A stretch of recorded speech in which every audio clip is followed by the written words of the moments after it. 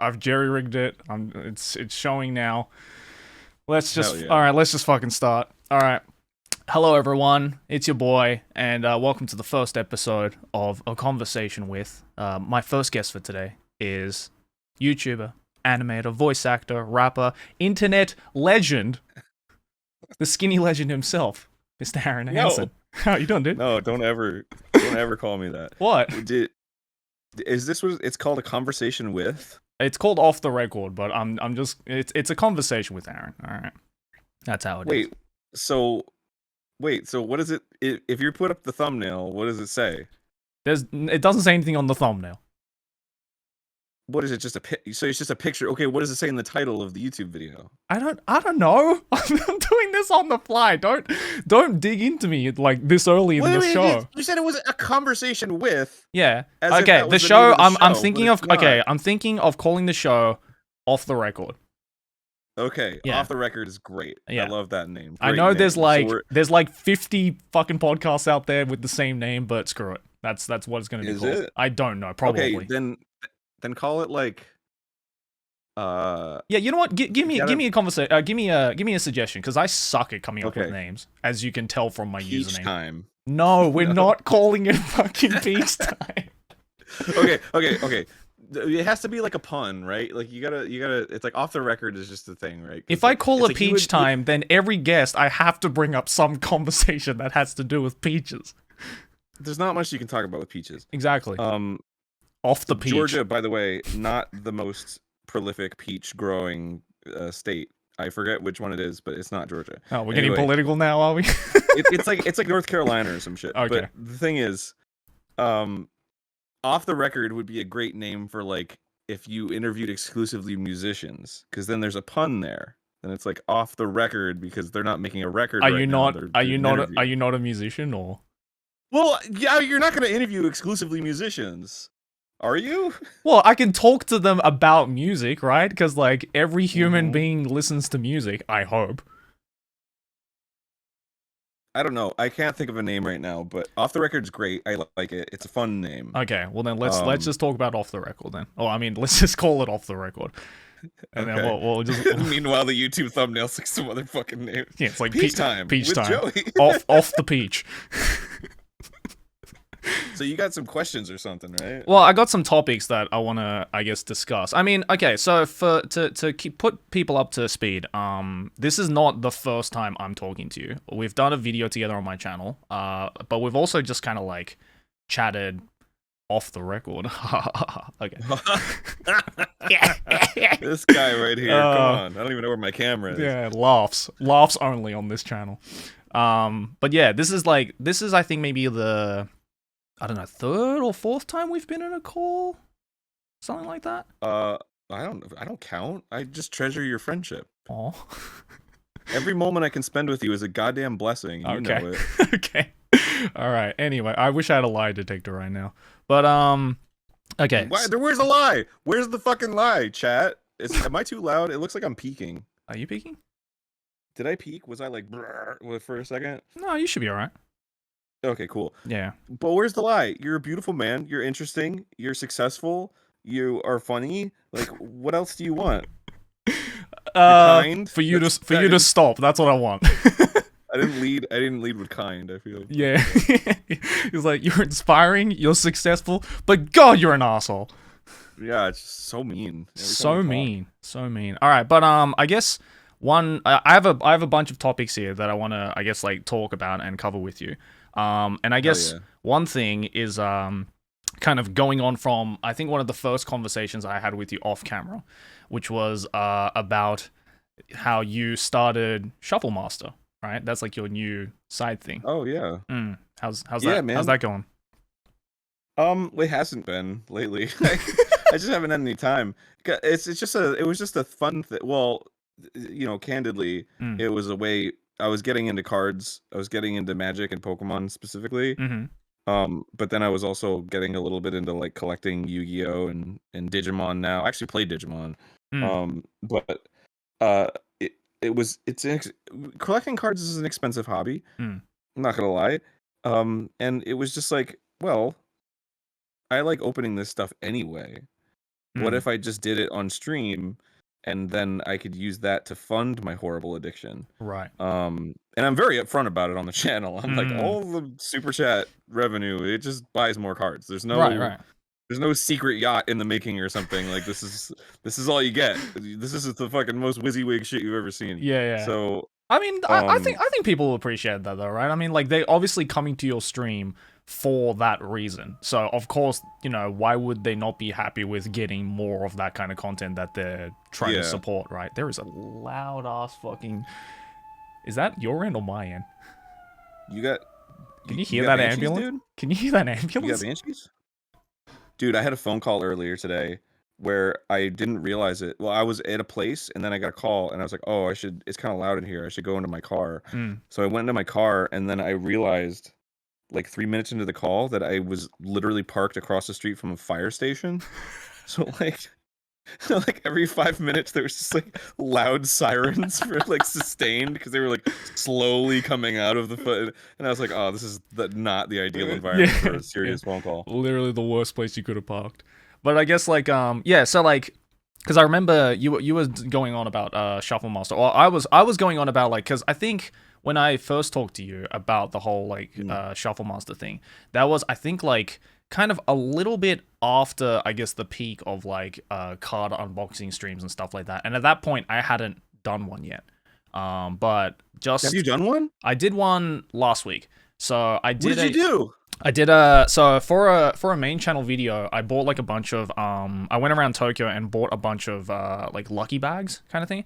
And one of the lucky Yeah. bags was this 5,000 yen or $50 like Yu-Gi-Oh lucky bag, like Yu-Gi-Oh card lucky That's bag. dope. And yeah, I got like a bunch of like booster packs and like starter decks and like just like a bundled up like I literally have it right Did you get here. any ghost rares? I literally had it right here, just like a whole bunch of Yu-Gi-Oh cards just in packs. That's awesome. Did you get any super rare stuff? I think what is it? I think I have it right here. I think the most rare one I got was like it's like a $20 card, $20, $30 That's not bad. card. Spent Something like $50 on the whole jam, right? Yeah, I think overall, I mean it's just an estimate, but I think overall I think I made my money back, which is good.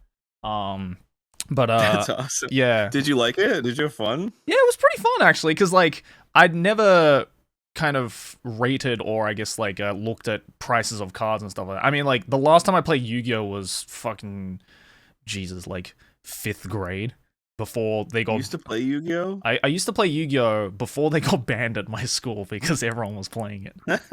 Because it was the devil's game or whatever. It was the devil's game. Oh, it was also just the fact that like during like recess and lunchtime, like the kids would kind of gather and like play Yu-Gi-Oh cards, but also people would be like looking at Yu-Gi-Oh cards and trading them during class. So the teachers were like, "All right, fuck this," and then they just got banned. But I remember actually I was asking you being like, "Oh, should I do like a card unboxing stream or whatever?" And I think the exact words you said was, if you don't want your wallet to cry, then you probably shouldn't. Something like that. It's true though. It's so expensive. Yeah. It's so expensive. I mean, like how I'm sure because like you don't. How often do you do your Shuffle Master stuff? Like, it's been pretty rare lately. I mean, I still get cards and stuff.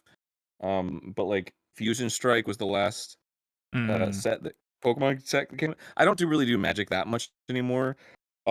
Just because like it's more fun to do Pokemon and Digimon for me, and sometimes Yu-Gi-Oh. Just because like I'm less like entrenched in that world.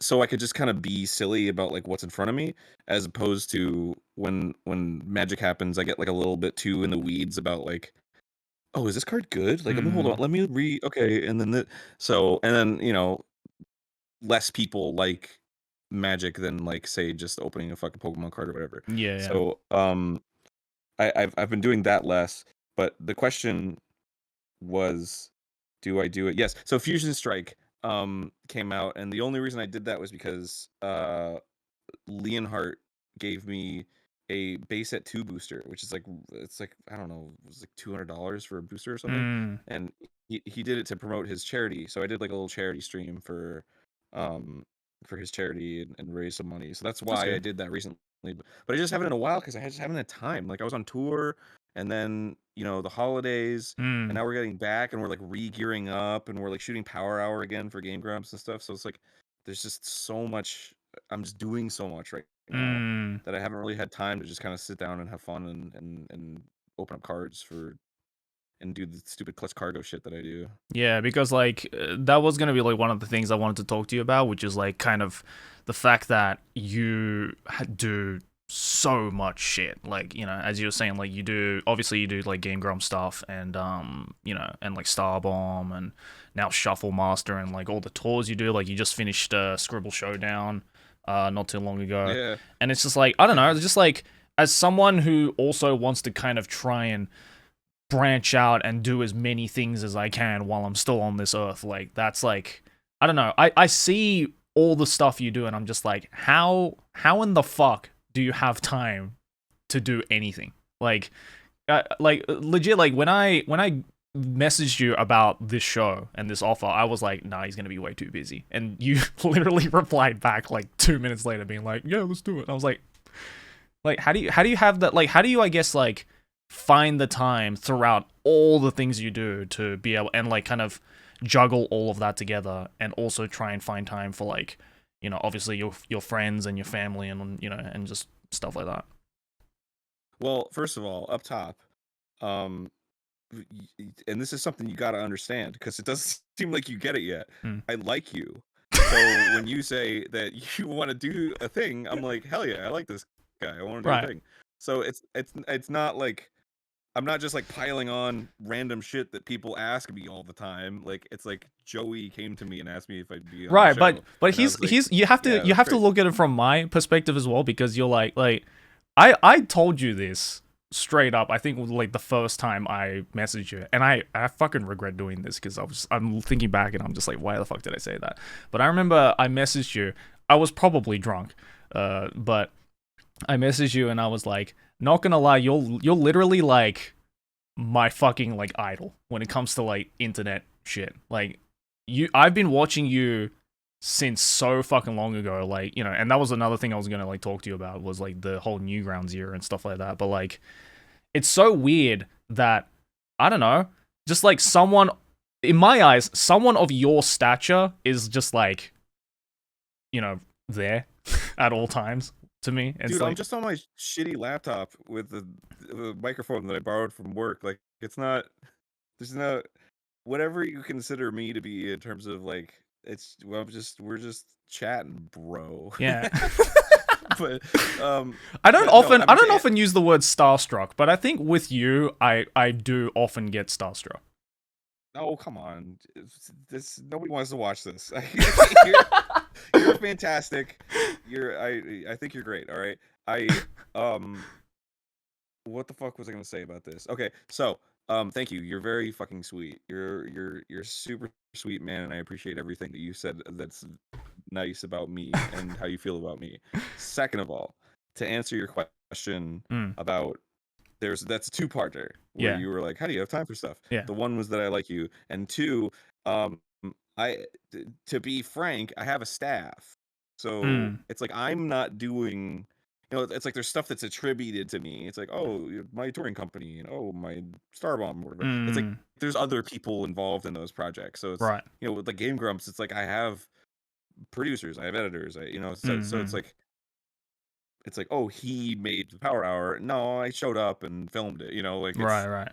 and like we had meetings about planning ideas and stuff, and Mm, like we do a watch down or whatever. Like right. I'm involved, but it's not like my hand soup to Mm. nuts But you me doing definitely that shit. like So in saying that though, like you also directly have like a creative output, or like as you were saying, like you do like meetings and stuff like that to kind of like plan stuff out, right? So in a sense, you might not be like directly involved in like creating, say like a Power Hour episode or a Starbomb album or whatever, but like you do have like your hand in that, right? And I'm sure that still, even no matter how indirect it is, I'm sure that also still takes up time and effort, right?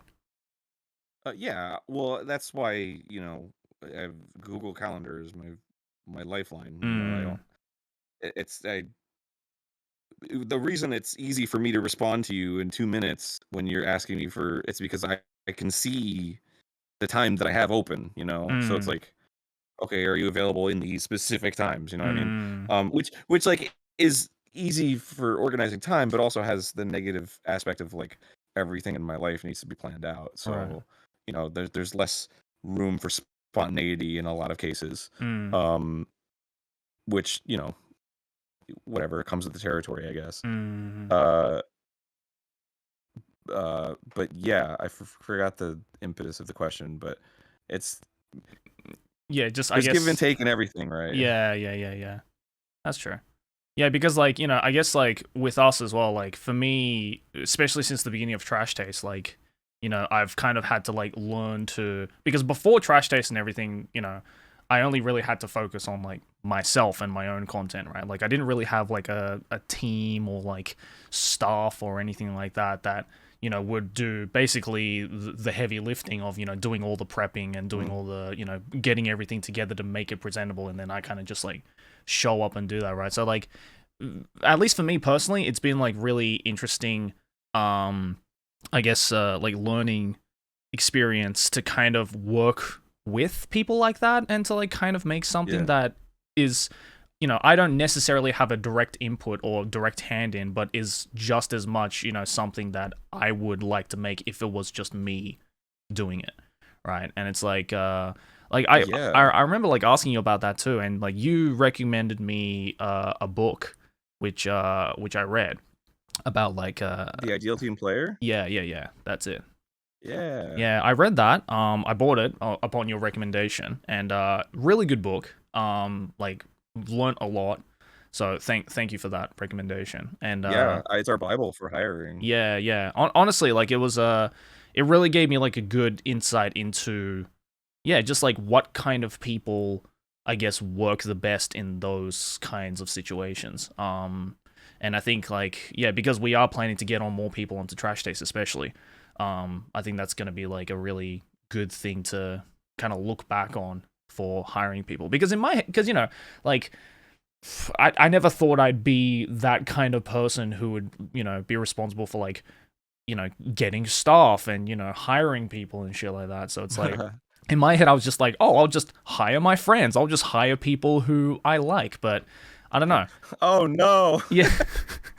So, sorry, friends, if you're not up to the No, task. no. No, it's I mean, that's whenever people ask me advice like that in Mm, terms of like hiring, that's always my first thing they say is like, don't hire your friends. mm, It's not, I mean, like there's cases where it'll work out. Obviously, there's an aspect of like you want to work with people that you get along with. mm, But there's like a balance, right? Like it's like if you have your best friends, but like maybe they're not great at the job, like there's probably going to be decisions that you have to make that are really hard, mm, that will compromise your friendship in some way or form, maybe to a huge extent, but maybe not. Um, but like there's a lot of value in like the middle ground of those two things. You mm, know what I mean? So like if you find like the person who's like the most amazing person at the job that you want, but they're kind of hard to work with, that's less good than somebody who like can get the job done, but is really affable and like easy to communicate with. You know what I mean? Like mm, there's different skills involved in working in a team, mm, and leading a team, right? I had a conversation with somebody a while ago who was working on a cartoon, um, and she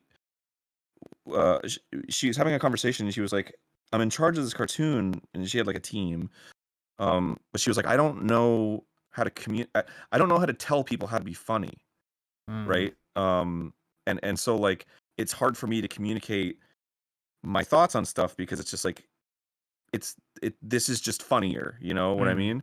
And I was like, well, don't think of it like that. Think of it's your project, right? Yeah. So if you were working on your own, right, you would just have like an instinct and you would be like, I'll do it this way, right? And it's not necessarily like this is funnier or whatever. Like maybe that's how it is in your head, but the reality is this is just how you would do it, right? So if it's your project, then it's important to just communicate like this is the voice of this project, as Mm, opposed to I'm not teaching you how to be funny. I'm just teaching you what this project is and like right. what the voice of it is, what the style of it is, what Mm. I consider to be funny, and so that fits the voice of what this is. Right, yeah. And that's a skill in and of itself, is like communicating that type of information to a team. Mm. Because it's so easy to have like these really strong opinion. You see everybody on Twitter has an opinion about the Boba Fett episode or whatever, but it's like you didn't work on it. You didn't know what was happening on the set. You didn't know like the relationship between the script. You didn't know fucking Colleen Kennedy was telling everyone to do this specific thing and do this specific way. Like, 'cause you have no idea. Mm. You're just an outsider and saying like, I didn't like this thing and it should be different. It's it's like, no, you got to work with a team on that stuff and know how to communicate these things and Mm. bring out the best in people, et cetera, et cetera. So, yes, it's super important in your position not to be like the best at whatever you're doing, or Mm. like, I know how to do this, but like how to work with a team. And that's why I recommended the book to you, because Mm.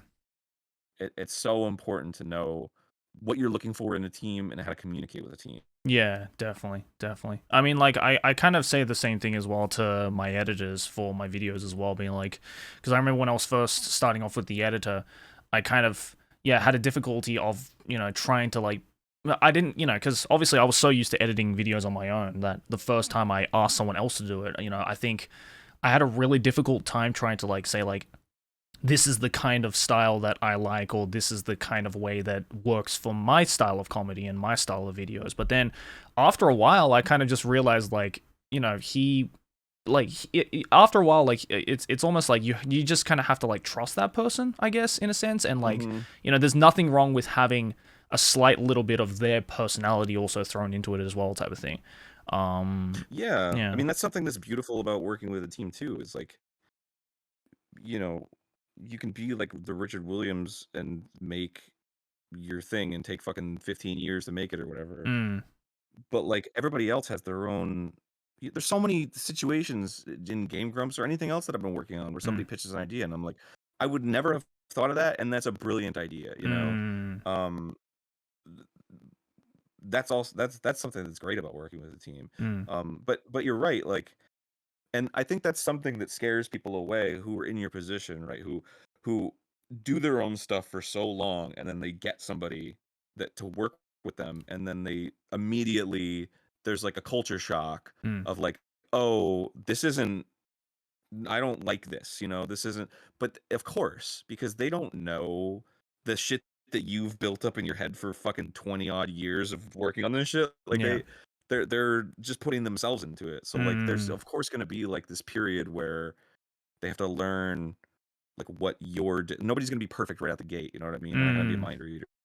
Yeah, and I mean, like, I guess that, I don't know, to me, like, that point drives even harder, especially coming from someone like you who has been making shit online, in so many different forms for, fuck, how many years now? Like, when did you start? How old were you when you started, like, on Newgrounds and stuff?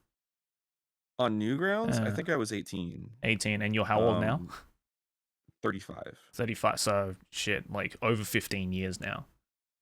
Yeah, I don't Yeah. want to do math, but I the first stuff I did on the internet, I was 13. Mm.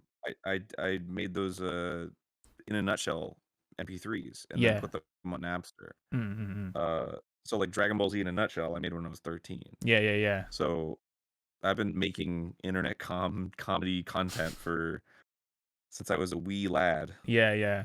I remember seeing an animation of that on Newgrounds of the Dragon Ball Z in a nutshell. You, Yeah, you that's right. did you animate Channeled that? that. No, it's so I don't know. Did you ever use Napster? No, I didn't.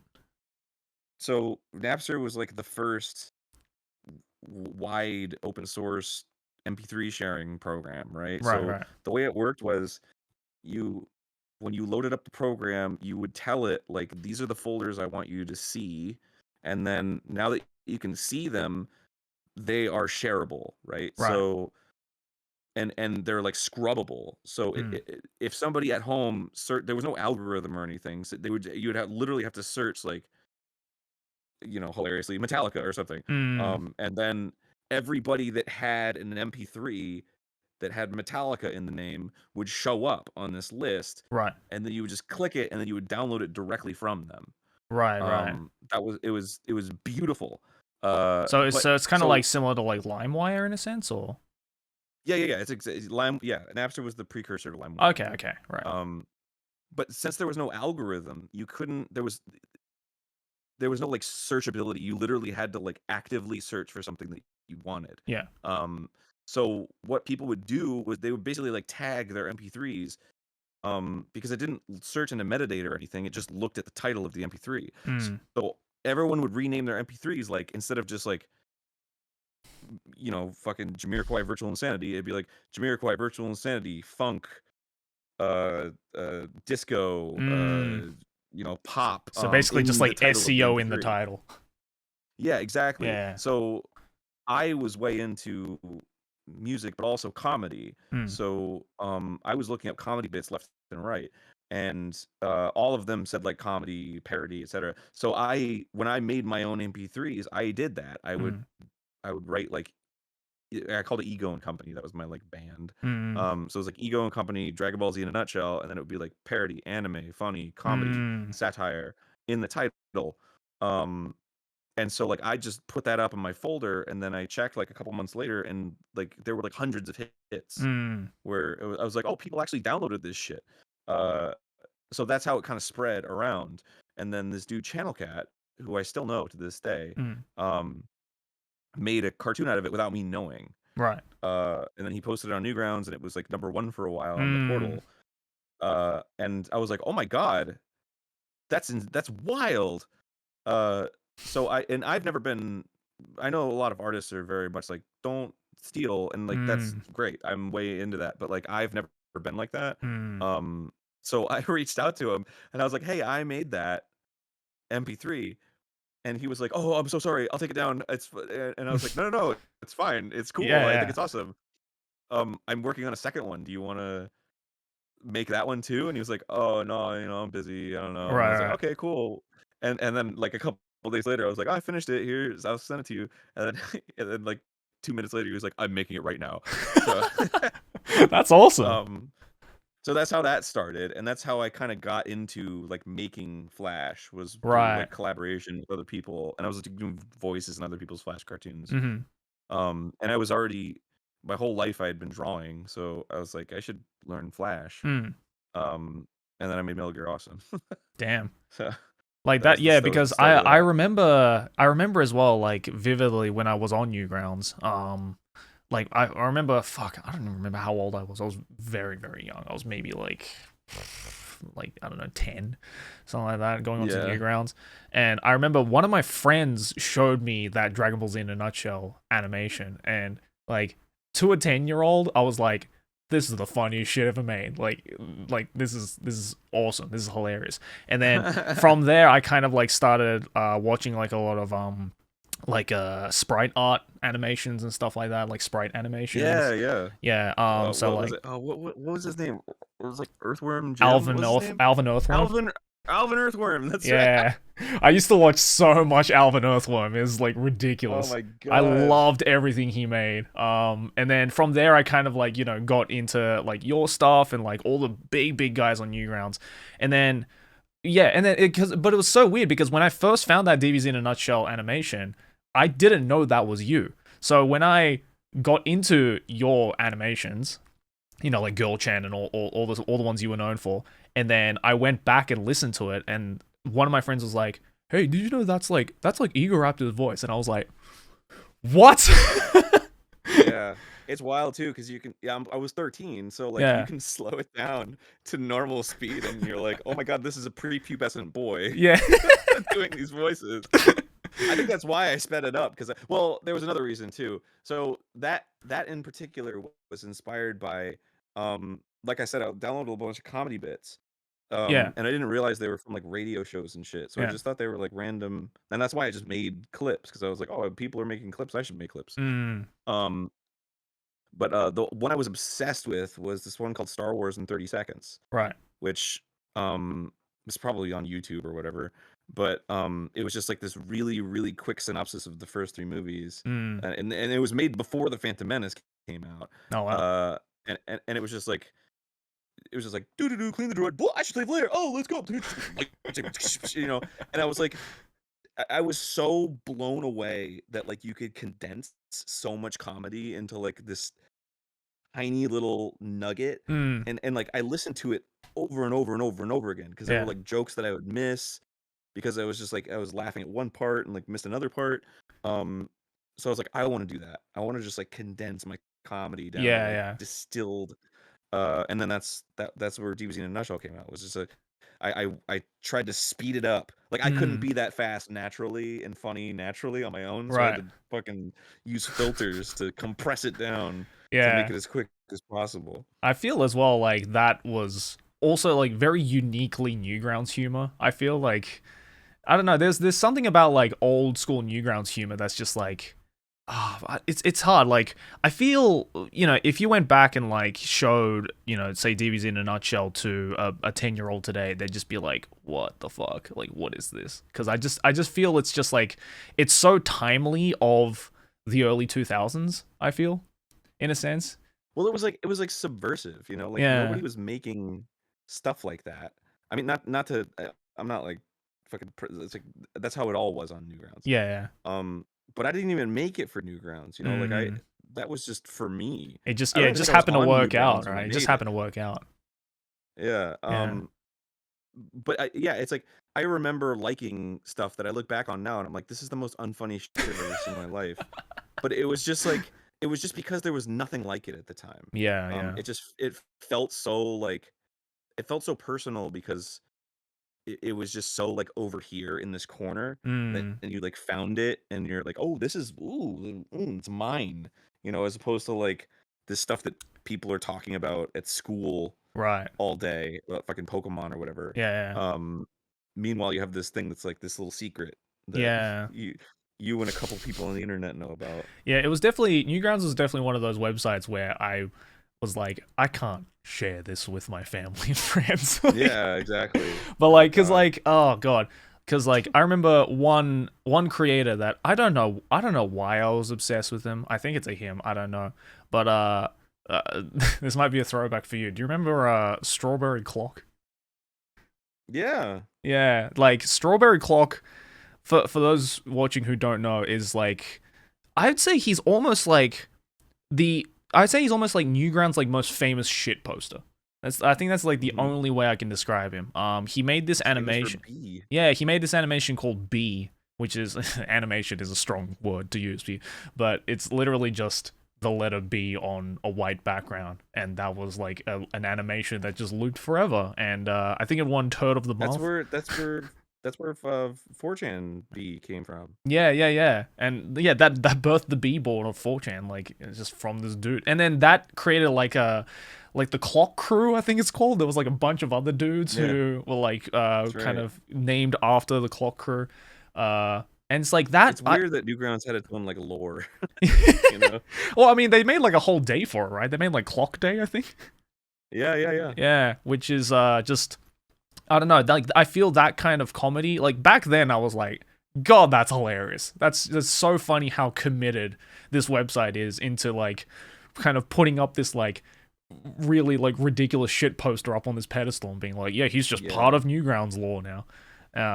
But yeah, I don't know, Well, like, it's just like it was like the lack of a veneer, right? It was because like so much of media at that time it went through so many filters, you know? It felt mm, like to get on television or even radio, it's like you had to go through so much stuff, but to mm, have this like unfiltered thing that not only was like, you know, like a pipe that kept just flowing, but there was like the community aspect of it where like you could vote on it.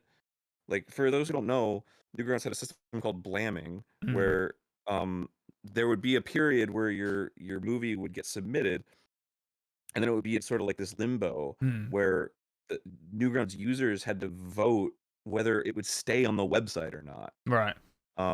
And if it got below a certain rating out of 5, after a certain amount of time, it would get blammed and it would just get deleted off of the Mm, website. mm, mm. Um, so it was like it felt like there was like an investment Mm. to like everything that was posted. You know, it was like, oh, it was deemed worthy to by the people, not by Right, right, like right. oligarch. Yeah, It yeah, was just yeah, like a bunch of people decided this was funny. yeah. It's like pre-Reddit, you know. Yeah. It was a really interesting it was a really interesting system. It was like in a sense it's like some people could like label it as like quality control of sorts where like, you know, the stuff that was like maybe like lower quality or, you know, not quite fit for the website, you know, would just be like as you said just like blamed off the website. But at the same time it also birthed this community that, you know, allowed the bee animation to be born, whereas like in any other situation, bee would have been just obliterated at that limbo stage. But it was just so ridiculous and so shitposty that the community was like, you know what? Maybe this is funny. maybe this is worth staying on the website. And then Well, it was like a. I mean, I don't know the history of like memes, but mm, like that sort of environment breeds memes because you have so many people that are so invested in this content that can like chat about it and like are rating it yeah, that there's like it's like communal inside jokes. mm, It's like normally inside jokes are between you and five friends, but like to have hundreds if not thousands of people to be in on this joke, like mm, that was it felt so new to yeah. have like that many like I'm subversive, but there are a lot of people that are like with me with this. Mm. Do you do you still go onto Newgrounds? I haven't been in a long, long time. Long time. Yeah, me neither. I'm just like I've always just been curious of like, you know, ever since like I hate to use the term the death of Flash, but like, you know, ever since then I've just I been mean, it wondering. literally was the death of Flash. I They mean, yeah, fucking shut it down. yeah, it's the death of Flash. So I've just always wondered like if that affected Newgrounds or not. I mean, I don't know. Like I don't know if do you reckon it was like YouTube that kind of like pushed Newgrounds down, or was it some other factor? Um, well, you and me, like Newgrounds to us was like the cartoons, Mm, and like the culture. But I think almost from the beginning, what was really sort of elevating Newgrounds in terms of like sustainability was the games. mm, Um, Having online games that you can just like go in your browser and play a video game is that was so valuable at that time. yeah. And like, um as evidenced by like Armor Game. Like Armor Games came from Newgrounds. Yeah, yeah. Um and then became like one of Newgrounds' biggest competitors and in a lot of ways like outpaced Newgrounds Mm, because it exclusively was about games, right? mm, mm. So there was this weird relationship because the game aspect of it was like hugely profitable, Mm. but the the the Flash movies aspect was like the opposite. It was like subversive, it was offensive, it was oftentimes like, you know, not appropriate at all. Yeah. And so like, advertisers, like it was tough to keep advertisers and stuff. So it, I'm trying to remember the exact question that you had. Like But what do you think caused the fall of Newgrounds? I wouldn't even say right. it's not so much the fall of Newgrounds because like Newgrounds is still around. It's just I guess not as I don't know. Do you think it's fallen or do you just think it's always kind of been this thing in the shadows even back then? Yeah, I mean, like define fallen, right? Like it's like yeah, Facebook exists now Mm, and it's huge and it makes $1 zillion, but like also it's horrible and like the reason that it's so successful is why it's horrible, you know? mm, So something like Newgrounds that's still owned by a guy mm, and run by a guy and mm. like yeah, there's like algorithms now, but they're not like he's not like selling your data to fucking the military or whatever. Like it's just some guy. Yeah, yeah. So it's tough for some guy to sustain this community for so long. Mm, Especially because I think that something that uh was really influential to how it like um became what it was and like, inflated and deflated just its journey mm, was there was an emphasis on like there's no rules. Um, you know, you can kind of just say whatever you want and get away with it. Yeah. Uh, which, like, you know, there's a lot of people that value that, and you know, there's a lot of value in a space where you're safe to do that. But at the same time, when you have a platform that's so huge and Mm. has so much attention on it, um, it's really difficult to toe that line, because then people will take advantage of it. Um, you know, people that are uncouth, people that probably shouldn't be in the position where they can take advantage of that stuff. Mm. So there was like a lot of like hate, and there was like a lot of racism, and there was a lot of like just horribly offensive shit Yeah. that Newgrounds became known for, and that would proliferate on Newgrounds Mm. because it could. You know, there wasn't anybody saying like this isn't appropriate. You know, everybody wants to talk about how like was like I was a top creator. Like literally by the ranking of Newgrounds, I was number one for like over a year Mm. on the website in terms of like being a creator. I think it's like likes, you can like a creator or something. Yeah. Um, but like I was tremendously and horribly bullied on that website, and it was encouraged by the culture of the website. Yeah. You know, like people would make collaboration cartoons that would take months, and there was like immense talent behind it and Mm. effort just to shit on one person, you know? Yeah. Yeah. And it's like, is that okay? I don't think so. As No. a 35-year-old man, I'm like, dude, if my child grew up on the internet and then a community of incredibly talented artists made something that's like 15 minutes long that took months to make, Yeah. about how terrible this one my kid is, Yeah. I would be fucking livid, you know? Yeah. Of course. And for somebody to experience that, which like I have, and it's incredibly damaging, and Mm. it's like it's not okay, and it's like, is that the world we want to live in? Mm. So talk about the fall of Newgrounds. Like, I think the very nature of that, the vision of it was that there sort of is no vision, Mm. was kind of the problem, right? Yeah. Yeah. Because to say everyone's allowed, then the loudest, most aggressive people take over, Mm. and then dictate the rules of it, and people don't feel safe, Right. um, to be in an environment like that, or they have to adjust to be as like hard and offensive and um uh uh whatever those to fit in, Mm. uh and then they have to start being meaner, and they have to start being like, well, it's okay that somebody's making fun of me because that's just the culture of where I'm at right now. Yeah. um No, and I agree, and then so like, and I feel like that definitely, I guess, like propelled as well in my eyes when YouTube especially started to become really big in like the mid 2000s, and a lot of the Newgrounds animators moved from Newgrounds over to YouTube, and then they realized, oh shit, I can't get away with nearly as much stuff on this website that I could on Newgrounds, right? Because like Newgrounds, as you said, was very much like the Wild West of the internet, where it's like anything goes. You can say whatever the fuck you want and most likely get away with it, just because that like that community just like drove that kind of attitude, right? And it's like, you know, because I remember like, you know, reading through like a lot of like Newgrounds, you know, comment sections and like forums and stuff like that, and my god, I've never seen something as toxic as like a 4chan b-board, you know. It yeah, was ridiculous. yeah, I mean, that's okay. It's like, it's not only was it okay to be mean, it was encouraged, you know, Yeah. that was like part of the culture. Yeah. um so you know, I get a lot of shit for like talking like this about Newgrounds, and it's like there's a duality to it, man. Like, Mm.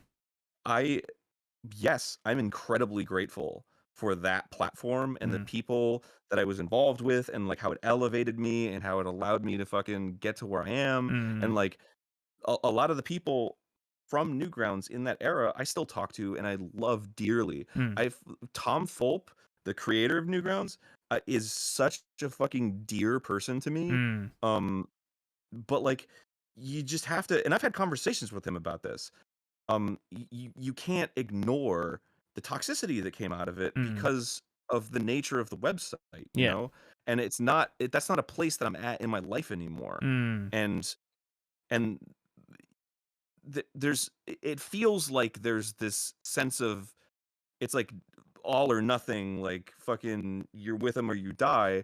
And it's like, no, I can acknowledge how awful a lot of things were about that experience Yeah. while also being grateful for everything that it gave me, you know? Mm. Um, it wasn't perfect. Um, in a lot of ways it was terrible, but also it was great to me in a lot of ways too. All right. And I have no illusions about that. Yeah. Um, but that's just the kind of culture that breeds, and it's nobody's fault. Mm. Mm. Um, it's just like you have to. It's gotten to the point where it's like so subversive and Mm. so underground that like you just have to be like fucking it rules. Fuck you, you know? Yeah. Yeah. Because there's so much you can say where it's like, no, it doesn't rule.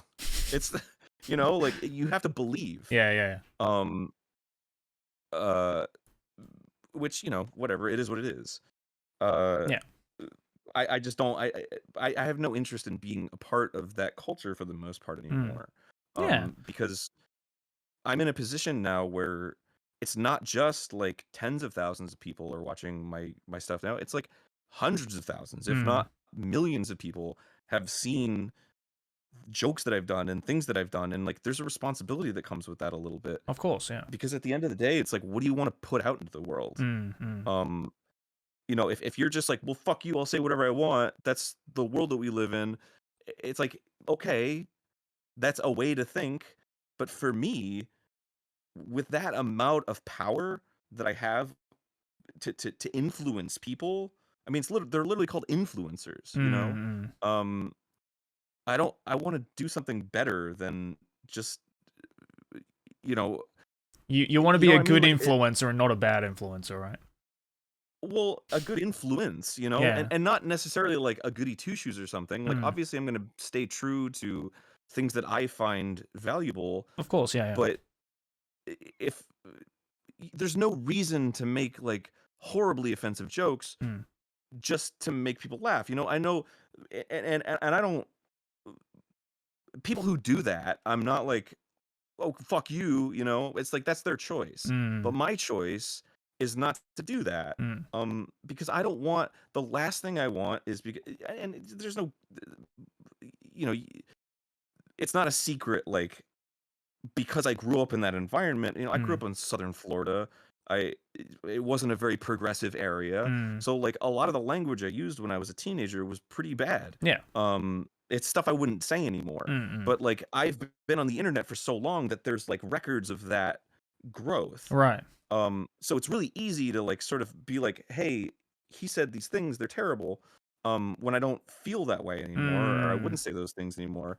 Um, so the thing that's important to me is I don't want I mean I'll just be fucking blunt about it because I've Mm. had drinks. I like I've said the N word in the past, like a Yeah. lot. Yeah. It's in some of my most popular cartoons. Mm. Um and what I don't want is a 35-year-old man who like might have kids someday. Yeah. I don't want some like some young impressionable black kid to see somebody be like a Game Grumps fan Mm. and like and find that and Yeah. feel like so betrayed, you know? Yeah. Yeah. Like that's terrible, and I don't want to do that to a kid. Mm. Um so like my goal in like moving on from that is to just be a better person Mm. to the world, Mm. because there's still so much eh, and there's so much you can say about like censorship, and it's like self-censorship and pre-censorship and stuff. It's like, oh, I won't make those kinds of jokes, and it's like, okay, well then what's next, you know? And it's like, okay, there's arguments to be made there, but it's Mm. not like, you know, the jokes that I make on the show, like I'll go a little farther in person, Mm. but that's because I'm talking to people who I know they're not going to be offended by that, you Yeah. know? Yeah. Um, I feel like it's unfair Mm. when, you know, there were some clips from like old Dragon Ball recordings or whatever, where like they were making some like some spicy jokes or whatever, Mm. some pretty offensive jokes, and it's like you see those jokes get posted on Twitter and Mm. people share them around and they're like, this is terrible. And it's like, yeah, but they weren't meant to, like ob-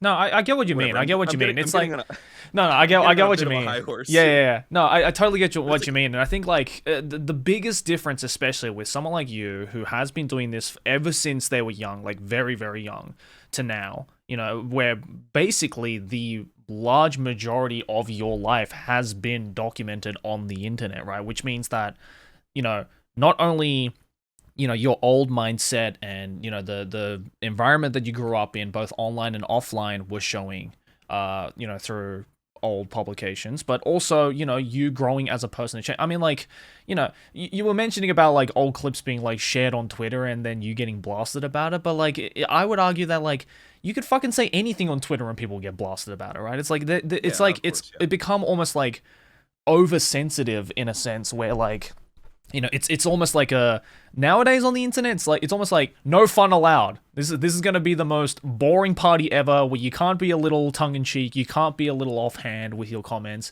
even if it's done in a clearly non-offensive, jokey way. And like I don't know, that's like for someone like me, and I'm sure especially you as well. That's like it's very like claustrophobic. It's really like restrictive, right? It's like I can't say anything anymore, and it's so dumb because like God forbid people change over time. It's like people think that like, oh yeah, just because you said some bad shit in the past, he's gonna do it again. All these years later, it's like no, people change for the better more times than not, and and it's like just people online just unfortunately a lot of them just don't understand that because they've never been in that situation where again like their entire life, or at least a large majority of their upbringing and them growing as a person and maturing, has been documented for basically the entire world to see and potentially criticize, right? And it's like, and I feel that's like, in your position, that's very unfair. That suddenly, because you are put in this position, that you're just like,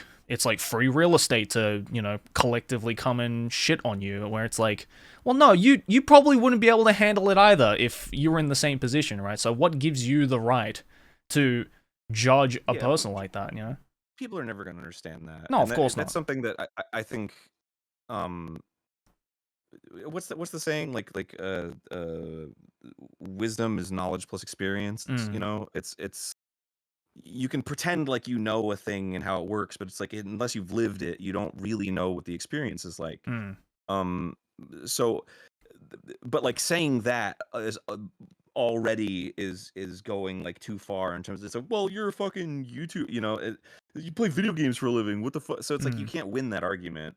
And nor should you, mm. because the thing that like the thing that you said the claustrophobic thing about how it's a little claustrophobic, that there's so many like restrictions now, and it's Yeah. like I agree to a certain extent, Mm, but it sort of made me realize more like I like a challenge. um because if somebody's saying like you can't use these words anymore, then it's like, okay, I can be funny without those words. mm, It's not a problem to me. I don't, it's like you can't censor me. It's like I don't give a shit. Like I the only time that you can truly speak your mind without any judgment or opposition is if mm. you're talking to a fucking wall. Yeah. The moment you introduce somebody to the equation, then you have to consider their feelings, and like, you know it's like you can't just spout nonsense, Mm, because you're gonna have a bad time and they're gonna have a bad time if mm, you care about that, right? Like humans have empathy. mm.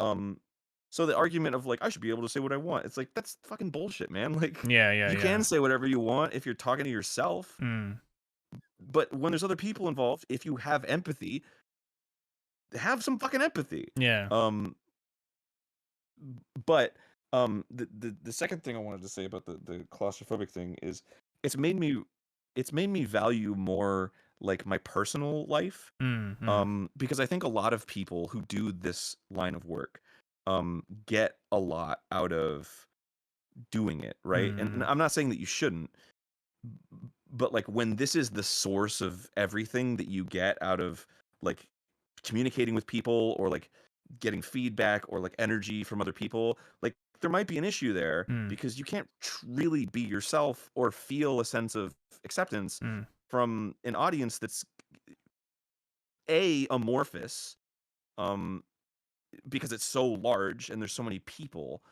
and B, unreliable, um, because like in a sense your audience is like the biggest fair weather friend of all time. Yeah. The moment you say something that is like disliked, then you're fucked, right? Like nobody's going to be on your side on that one. So it's made me value my personal relationships with people more, because like if something happens to me that's, for example, I'm like trending on Twitter for something that's like, oh, I was canceled or whatever, which has happened many times. The moment I get a text from somebody that's like, dude, I'm so sorry you're going through this, I'm like, this is a fucking real friend. Because it's not about the image of it, it's just about like, I care about you. Yeah. I want to hear where you're at with this, as opposed to just I've had people who I knew, and like something like a trend on Twitter or whatever, and they'll immediately unfollow me and make some fucking subtweet, and it's like, okay, well, that's not real, like that's not a real interaction. Yeah. So it's like, yes, I got a lot growing up. Obviously, I feel like a lot of people who are in the position that I'm in and you're in, where we're making where our face is out there and our voice is out there, and we're making jokes and entertaining people, there's something that needs that to fill us up, and certainly I did for years and years and years. But as I get older, I'm like, that's not really what my soul needs. My soul needs like people that I can trust and who I love and who love me. And that's like that's just like the end all be all, man. Like if I got like canceled tomorrow and didn't have to do this ever again, or couldn't, I would want to know that I have like 5 people in my life that are still going to be coming over to my house and laughing about video games, Yeah, absolutely. No, I'm completely in the same way. There's like a Japanese saying that is, as cliche as it sounds, I think is like very accurate, which is like, I'd rather be poor with friends than rich and by my own. It's like it's like that friendship and having human interactions is just that much more powerful and just all-encompassing than so many other things. And it's like, and I feel like that's like one thing with me as well, where it's like one thing that I like to do, especially because I also personally like it when this happens, is like, say for example, like, on Twitter, like if someone's having a birthday, right, and Twitter does a very good job of being like, it's this person's birthday, look at all these balloons, right, and like really like make it a spectacle and a show kind of thing, which is, I think it's fine, it's cool, it's whatever. When it's my birthday, I'm like, yay, balloons. But like one thing I like to do when it's someone's birthday is, instead of tweeting at them publicly about it, I just send them a DM or like send them a private message just saying like, hey, happy birthday, man, hope you have a good one, blah blah blah. Because I like it when that happens to me, right? When like, instead of making, publicly showing that like, hey guys, we're friends, look, here it is, here it is, like given to you on a silver platter. It's like, yeah, sure, that's cool. And there are, people out there publicly who are, who will look at that and be like, wow, they're such good friends, man, I wish I had a friendship like that. But like, it's almost performative in a sense. I agree with that a little bit. And it's like, it's cool that, you would, publicly be like, happy birthday or whatever. But like, when I get it privately, like through a text message or a DM or whatever, something that can only be seen by that person and me, that goes to show me personally that like, oh, that's special. That's like a real connection there. And like, and especially I feel for like people like you and I, where we do know a lot of people, on YouTube, on Twitch, just like on the internet and stuff like that, who do this kind of work. Like, I feel that is like even more important than ever, to have that kind of connection of just like, we don't have to fucking monetize every single part of our life, I say that as I'm talking to on a fucking Twitch channel, so that's not very well, there's something that's I mean, I can decree that, like, I, I'm not saying it's wrong Mm. to get something out of doing this. Mm. Like, obviously, for the end of time, I'm gonna enjoy putting myself out there in Mm. this way, Mm. in some way or another. Um, like, for example, there's well, actually, that's kind of secret, so I shouldn't talk about that. But I mean, it's not bad. It's just we haven't announced it yet. Yeah, of course. I get a lot of motivation from like work stuff. Mm. So it's like something that I would like to do in my personal life, like learn to cook or something. Like Mm. I probably wouldn't have as much motivation to do unless it was like, oh, you're doing a cooking show in a month. Like I'd be like, oh fuck, I need to get really good at cooking then. You know what I mean? Mm. So I don't think there's necessarily that's like wrong. Um, but like I get it. It's like Mm. this is a good motivation to connect with me, Mm. and it's a good motivation for me to connect with you. So I'm grateful for it. Mm. I get to spend some time with you, which is awesome. Yeah, likewise. Um, but like, yeah, I agree with you completely about like the Twitter thing and the birthday thing. Like, yeah, it's like I would rather somebody reach out to me privately, and I Mm. do the same thing. Um, but I do, in my experience, I think there's a lot of people that just like that's their life. Like Yeah. being on Twitter is their life, and it's not necessarily performative in their mind at that point. It's Mm. just like that's how they communicate. Right. Um, so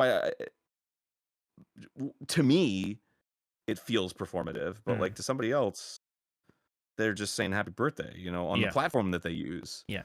Uh, I feel the so performative aspect most likely than not comes from like if they're what is it like if they're like a known figure online, right? Or like they have an audience, or they have like a group of people to like kind of not so much live up to, but I guess to be like, to prove something of us in a sense, to be like, hey, look, I am friends with this person, right? Like, haha, yeah, cool. I'm the cool guy kind of thing.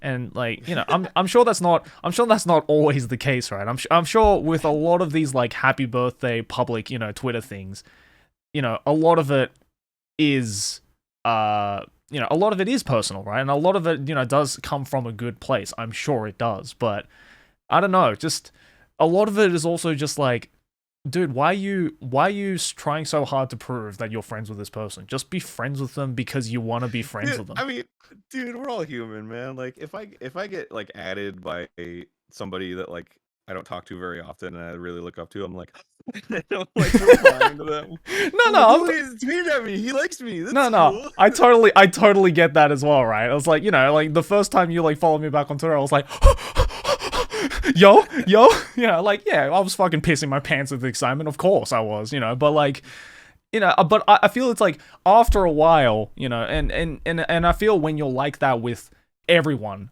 right, on the internet, right, because like in my head, I don't know how controversial this statement is, but I firmly believe in it, which is like, I firmly believe a person who is friends with everyone is friends with no one.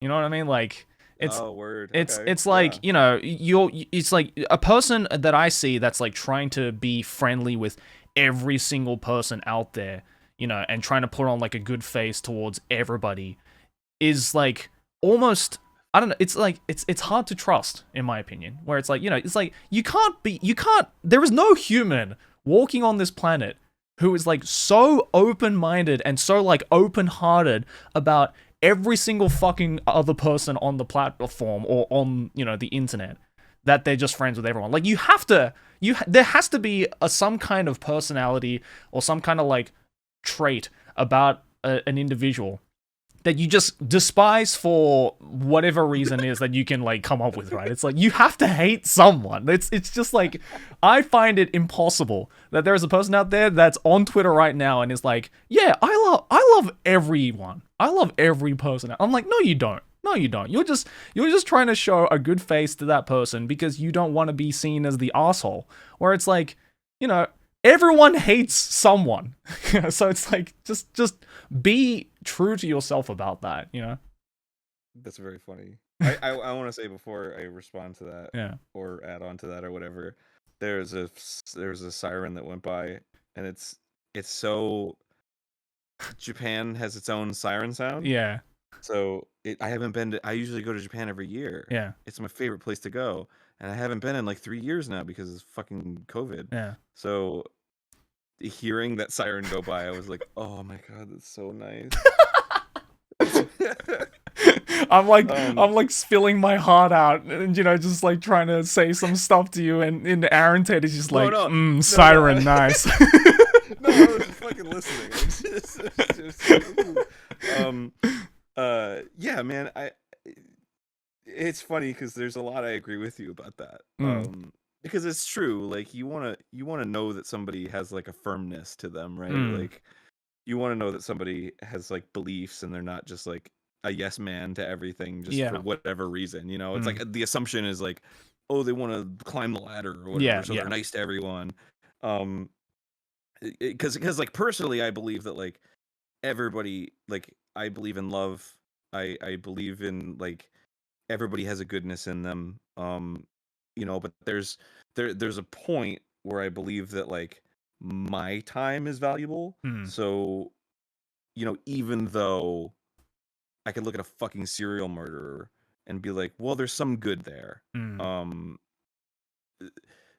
I don't have time for that shit, like I'm I'm not gonna be friends with a fucking serial murderer, Yeah. So it's like I recently had an experience where somebody who has only ever been mean to me tried to like be friends with me actually and like apologize, and I'm like, dude, I get it, and I take that in, and I'm I forgive, but like I don't have time for that. There's people in my life who have been really, really good to me that I don't spend enough time with.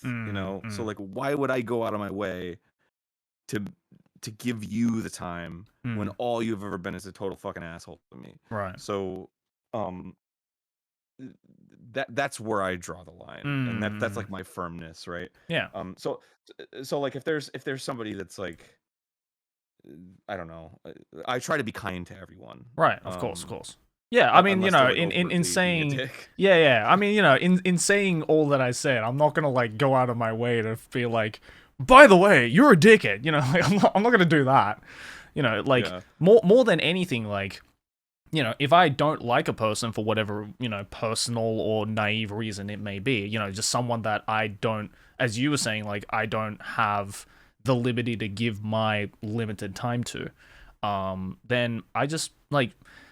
I just don't even acknowledge them half the time. So it's just like, it's like sorry, I'm sure you're a nice person, but there are other nice people, just as nice people out there in the world that I would just rather spend time with. It's nothing personal. There's also like, because negative attention is still attention, right? Like there's a point where you're just like, I'm not even engaging because. And that's something that I feel like a lot of people don't understand who aren't in our position, where, there are literally thousands of voices coming our way on a daily basis. There's a point where you just can't, like, engaging makes it worse, even if it's like, thank you, that's great, that makes me feel really good. You don't know who you're talking to. Right. You haven't established a rapport with this person. I've had plenty of experiences where I've had somebody reach out to me and they've just been super fucking nice and complimentary. And I'm like, wow, that really touches me. Thank you. And then they completely take advantage of my time and my kindness by like trying to take up more of my attention and more of my time. Right. Because I said something that one time, so it's like,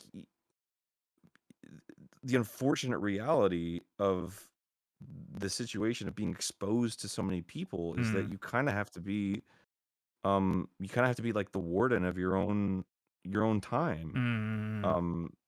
And you sort of have to be like laser focused on like, this is the person I want to interact with right now and nobody else. Yeah. Which is like, it's not how people should live. But that's how that works, like, I don't, in a perfect world, YouTube doesn't exist. Like, talent doesn't exist. Mm. You know, it's like you have your 20 people that you know and love and care about and would die for, and nobody else. You Mm. know, Mm. so like to have like hundreds of thousands of people who like probably are good people vying for your attention, Mm. it's like that's not realistic. Yeah. Like we're not built for that. Yeah. Definitely. So to expect a human interaction out of that is, you know, it's unreasonable. Yeah, definitely. It's you know, yeah. As you were saying, like, I don't know. It's like in my head. I always try to reason, being like, okay, I have all these people that I know I like, and I want to interact with, and I want to spend time with, and all that kind of stuff, right? And you know, I want to put the most amount of attention into. But like, realistically, it's like, you know, you can't give 1,000 people 100% of your attention. You know, you have to pick and choose, and sometimes, you know, that can create, I don't know, weird, I guess, like tensions in people being like, well, how come you're spending more time with that person and not me, for example? Or, you know, like other people, say, like in our position, you know, our audience or people online on, like, you know, Twitter and YouTube and stuff like that would be like, I haven't seen you interacting with X and X person in quite a while. Like, I guess they're just not friends anymore. It's like, no, I just haven't had time to interact with them. I'm still friends with them. And also, you don't know. I could have been calling them on a fucking daily basis. Exactly, like, exactly. Business of yours. Right, exactly. You know, it's exactly like when I fucking announced this episode, and people are like, "Oh my god, Joey and Arin interacting with one another. My worlds are coming together." And I'm like, "No, this world has come together in the past, just not on camera, many times." And it's just, yeah, it's just, I always forget how that, I guess, like juxtaposition between like what we experience versus what the audience sees really is like a day and night kind of thing, where, you know, it is unfair of me to push that expectation onto my audience, but at the same time, it's also unfair for my audience to push their expectations onto me, in a sense. And it's just finding, it's all projection, right? Right. It's all the Yeah. shit that they're going through in their life. Yeah. I guess, like, you know, how do you, I guess, deal with that in that sense? Because, you know, obviously, you know, the level of people that are looking at you is very different to the level of people that are looking at me. So, you know, I'm sure you have it. You say that, man. I fucking, dude, I keep track of your retention and stuff. Like, people love you. Like, I don't I feel like I'm like a fucking dying star over here. No, You're like fucking cresting the peak and like shining your glorious rays of talent onto the universe. No, you are, in my eyes, you are and will always be in like space. I'm just breaking through the clouds. Oh, that's very kind. Yeah. I and now we kiss. Hey man, I'm not in Japan right now. But if I were, no, dude, come on, social distance. You know, it's funny. You reached out to me a couple times before I even really knew you, and you were like, "Hey, if you're ever in Japan, hit me up." And I was like, "I don't really know this guy, so I'm not gonna." Like, but now that I've gotten to know you, I'm like, man, I wish I had hit you up back then. That would have been fucking great. Anyway, neither here nor there. Fuck, I gotta recall what we were talking about. How do you deal with that kind of like massive audience? Right. Okay. Pushing yourself. Yeah. So the biggest thing that I think helped me understand the place that I'm in, and that anyone's in really, is and this is gonna sound pessimistic, but I'll go into it. Is that nobody really cares about you? And what I mean by that is everyone has their own life and their own like shit going on and their own stuff that they're worried about. So like, you know, the moment in your head you're like, oh man, you know, they fucking hate me and they're like avoiding me. And it's like, no, they don't care. They're fucking making dinner right now. Like they don't give a shit. Like they're not thinking about this, you know? Right. Once I got over that, because it's, you know, not to be judgmental about it, but just in terms of like how I felt about it, like that's a very narcissistic thought to think that like everybody is constantly thinking about how much they hate you or they don't want to hang out with you or how annoying you are. You know, it's like nobody's giving you that amount of space. You know, the only thing that you should be able to take in is when you're directly interacting with somebody. Mm-hmm. Because if you get a call from somebody and you're like, it's like, hey, I haven't talked to you in a while. It's like how easily that wipes away any anxiety that you've ever had, right, about anything. Because it's like, oh wow, as it turns out, this person's really excited to talk to me because they are. In that moment, right? And that's all that really matters is those moments. So like, yeah, I used to be the kind of person that would like constantly worry about like, are we still friends? And like, maybe I should reach out, but like, no, I think they stopped talking to me because I was like annoying. And it's like, it's not whatever's in your head. It's not. They're fucking drawing a picture and going to Walmart. Like they don't give a shit about what you're doing right now or what you're thinking about. If you show up in their life, you're gonna find out really quickly what the response is if you just show up in their life. You know what I mean? And 9 times out of 10, I want to say like 19 times out of 20, they're gonna be like, "Wow, it's nice to hear from you."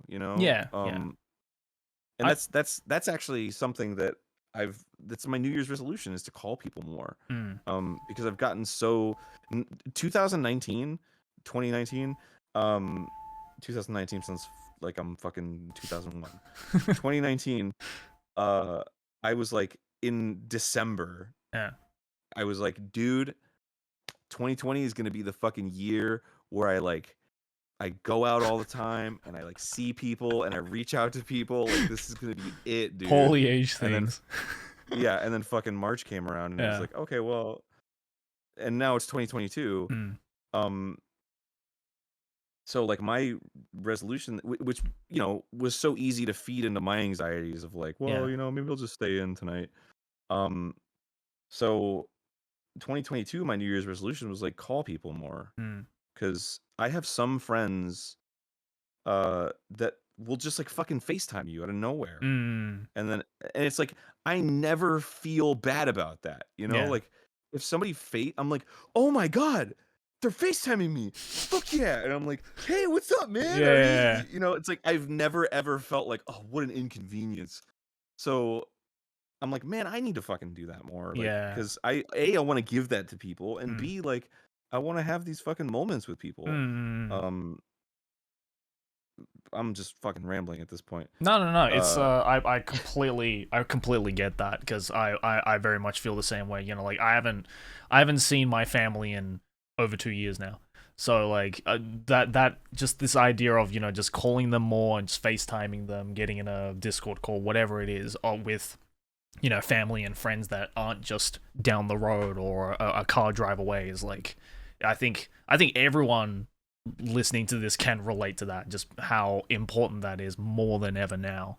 And you know what exposed me to that too, and I'll tell you that because you're my friend and you asked me questions about this specifically, is I had this experience because it was so helpful in business. Right. So often things would get so like muddied or lost or like worn out in like emails and text chains, that when I started fucking calling people and just being like, I need this answer right now, I would get answers and I would get things done. So now when it comes to business stuff, almost exclusively I will call people. And it just like shit gets done so much faster. Yeah, definitely. When you're just like have a direct line to somebody and they can't, and they're, it's, I don't want to say like they're trapped, but like they're in a situation where they can't put it off. It's like, I'm here right now, give me an answer. And then they have to make an answer, and usually they already have the answer, but they're like, oh well, I don't want to open up my email or whatever. And it's like just fucking tell me so I can get on with my life. Let's just say Wall Street isn't gonna get around through fucking text messages. Yeah, exactly. It's still like that to this day. You look at 2022 footage of Wall Street. Well, I don't know if it's, I haven't checked up on since COVID, but like they're all on Zoom now. The last time I checked before the pandemic, it was still people fucking on phones and shit. It's like that's the meme, you see it in movies and stuff where they're like, like that's how it is. That's actually how it is. No, for real. Like, and I feel especially like, since I have also like on the business front, just being like, having to contact more people. In my head, it was always like, oh yeah, I'll just email them. But now I'm just like, it's been a couple of hours and no response. Just fucking call them. I'm just gonna fucking screw it. I'm just gonna call them. Yeah, and it's oh my god, so much. Like, isn't it so weird? Like, I remember there was a point in I think everyone's lives, especially during like high school. And I'm sure high schools today can relate, of like, if you want to like ask your friend something who's not there, then the first thing they'll think of is like, oh, I'll text them. And then when you ask them, being like, why don't you just call them? Then you'll be like, oh, but that's a lot of effort. I'm like, it's what to open up your vocal box. Getting used to the fucking 30-second call is like the most liberating thing ever. Yeah, definitely. I feel like that's most people's trepidation about making phone calls. It's like it's this big thing, and it's, oh, how are you? Yeah. Like just doing the thing where it's like, hey man, got a quick question, this and that. Okay, cool. All right, I hope you're good. Have a good one. Yeah. It's so fucking easy, and like people are so grateful when that's all it is. Yeah. Like if I get a call and somebody's like, I have a question, here's an answer. All right, bye. I'm like, that was such a not waste of my time. Right. Because I just got something done and then it was over. You're min-maxing conversation. Yeah. Well, like, yeah, I mean, obviously if you're like reaching out to a friend or so, but it's like, it's true. Even when you're reaching out to a friend, it's like 5 minutes. It's like, you have 5 minutes to just be like, how are you doing? Yeah. I'm glad to hear from you. I hope you have a good one. Like that means so much to so many people. Yeah. To just get that human interaction. And definitely just like hearing their voice as well, right? Is so much more liberating than just like, unemotional text. Well, and I'll say this too, to sort of go back to what we were talking about, like social media and stuff, is like I've had, I don't want to say so many, but I've had interactions with people where like, a lot of people, they just get a lot of the information about their friends through Twitter or Instagram or whatever. Yeah. And like that in and of itself is a performance. I've had situations, a non-zero amount of times, where somebody has said something on Twitter and I'm like, oh man, that's a pretty strong opinion. And then like I'll be talking to them shortly after that, and I'll be like, yeah, you feel this way about that? And they're like, no, not really. It's just kind of like, it's a performance. It's like everybody else. It's kind of I have different opinions about like how I just didn't want to. Yeah, of course. And it's like yeah, of course, because then it becomes a thing. Like to be messy on Twitter is like a curse. Yeah, absolutely. To have like an opinion that has like depth and like argument to it on Twitter is like, that's a death sentence, man. Yeah, exactly. Like you have to be over like all the way over here or all the way over here. Right. There's nothing in between, or else like people get angry and they're like, well, your silence about horses speaks volumes or whatever. Like, have you ever seen that tweet? It's like one of my favorite tweets of all time. It's just like somebody, I like ducks. Somebody else, your silence about horses speaks volumes. It's because that's so good. Twitter in a nutshell. That's so true. Oh my god. I agree. Like it's almost as if like the most controversial opinion you can have about something is having no opinion about it. Yeah, or like just a nuanced opinion about it, just like being on the fence about something. The perfect example is that fucking Pokemon Arceus tweet that I made. I was trending on Twitter, not like number 1 or anything, but like I just made a tweet about Pokemon Arceus because I was like, man, this game looks ugly. Yeah. Isn't that strange that it's the most successful franchise of all time and it looks ugly? Yeah. And people were fucking livid. Yeah. Because there was like this interpretation that like I thought it was gonna suck, and I was like, no, I just think it's interesting that it's so ugly. Yeah. But this company makes billions of dollars off of this franchise. Wouldn't you think that it would be a little prettier? Yeah, it's that, like I read that, like I saw that tweet as well, and the first thing I thought was, oh god. But the second thing I thought after like reading into it, was kind of just like, you weren't so much giving an opinion as more so just like posing a legitimate question of like, oh yeah, that is true. Why would a billionaire fucking company like Nintendo and the Pokemon company not, like, it's not a matter of like, oh, we didn't have enough money to make it, good graphics or whatever. We didn't have like the technology or the skills to do it. It's just for whatever reason, maybe because they decided like, let's go with like a PS2 stylized look, purposely, right? I don't fucking know. I don't work in Nintendo, but like, because like I played that on stream, and I like beat the story part. I'm enjoying the game thoroughly, but there is also no denying, it looks like shit. It doesn't look as good as Nintendo could have made it, right? And there's been like past Pokemon games that have looked better than this game. So it's like, but like, as I said, like I looked at that tweet of yours, and because I can fucking understand what you were trying to say of like, you're not necessarily saying it's a bad game. It's just, you were just posing like a legitimate question and just like getting people to try and understand it, right? It's impossible to not be radical on a platform like that. Yeah. Especially when you don't have literally enough characters to go into something, and especially when every voice on the platform is framed in exactly the same way. A tweet from the president of the United States of America looks the same as some tweet from a fucking troll that has one follower, Yeah. Like it all looks legitimate. It's all legitimized by this platform. And it's just not, it's not healthy. You should be having this, and a lot of this happens anyway, but like, you should be having discussions with people that you trust and know, and like, you're like, these 6 people, I trust their opinion. I want to have this conversation with them that might be uncomfortable, but like, I can have that conversation with them because, and I don't know if I've ever talked about this publicly, but I've had enough alcohol enough to feel comfortable talking about it with you on a public platform. Sure. So, the perfect example of this is a very touchy subject, but it really is just like, it lays it all out there for you. Yeah. So do you know who Alex Holika? No. So he's the guy who made Night in the Woods. Okay. Yeah.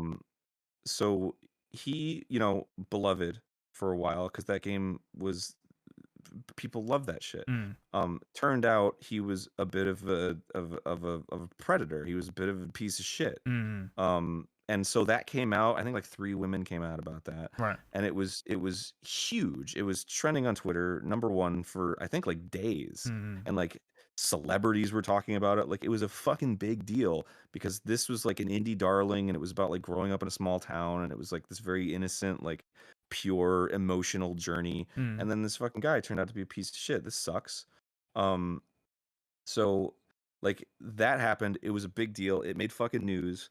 And then shortly after, the dude killed himself. Right. Because of, like, he was outed, and like, it was just all over the news, and he was like he was publicly shamed. And when that happened, it wasn't trending on Twitter. Not a whole lot of people were talking about it. Not a whole lot of celebrities were quote retweeting it, not talking about it, because at that point it got messy. At that point it's complicated. At that point it's like, you can't be like, fuck him, he's this, or like, whatever, fucking anti-Me Too or what. Like, it's not over here. Now it's like, oh shit, now we have to have real conversations about like the cycle of abuse and like what it means to be publicly shamed, and like, like, those are hard conversations to have. Right. And you can't have those conversations on Twitter and actually have conversations about them. Those are the conversations you have with your 5 friends that you trust. Yeah. And so to have this discourse that's like very important to the direction of how culture grows on a platform that doesn't allow you to have actual discourse is so toxic. Yeah.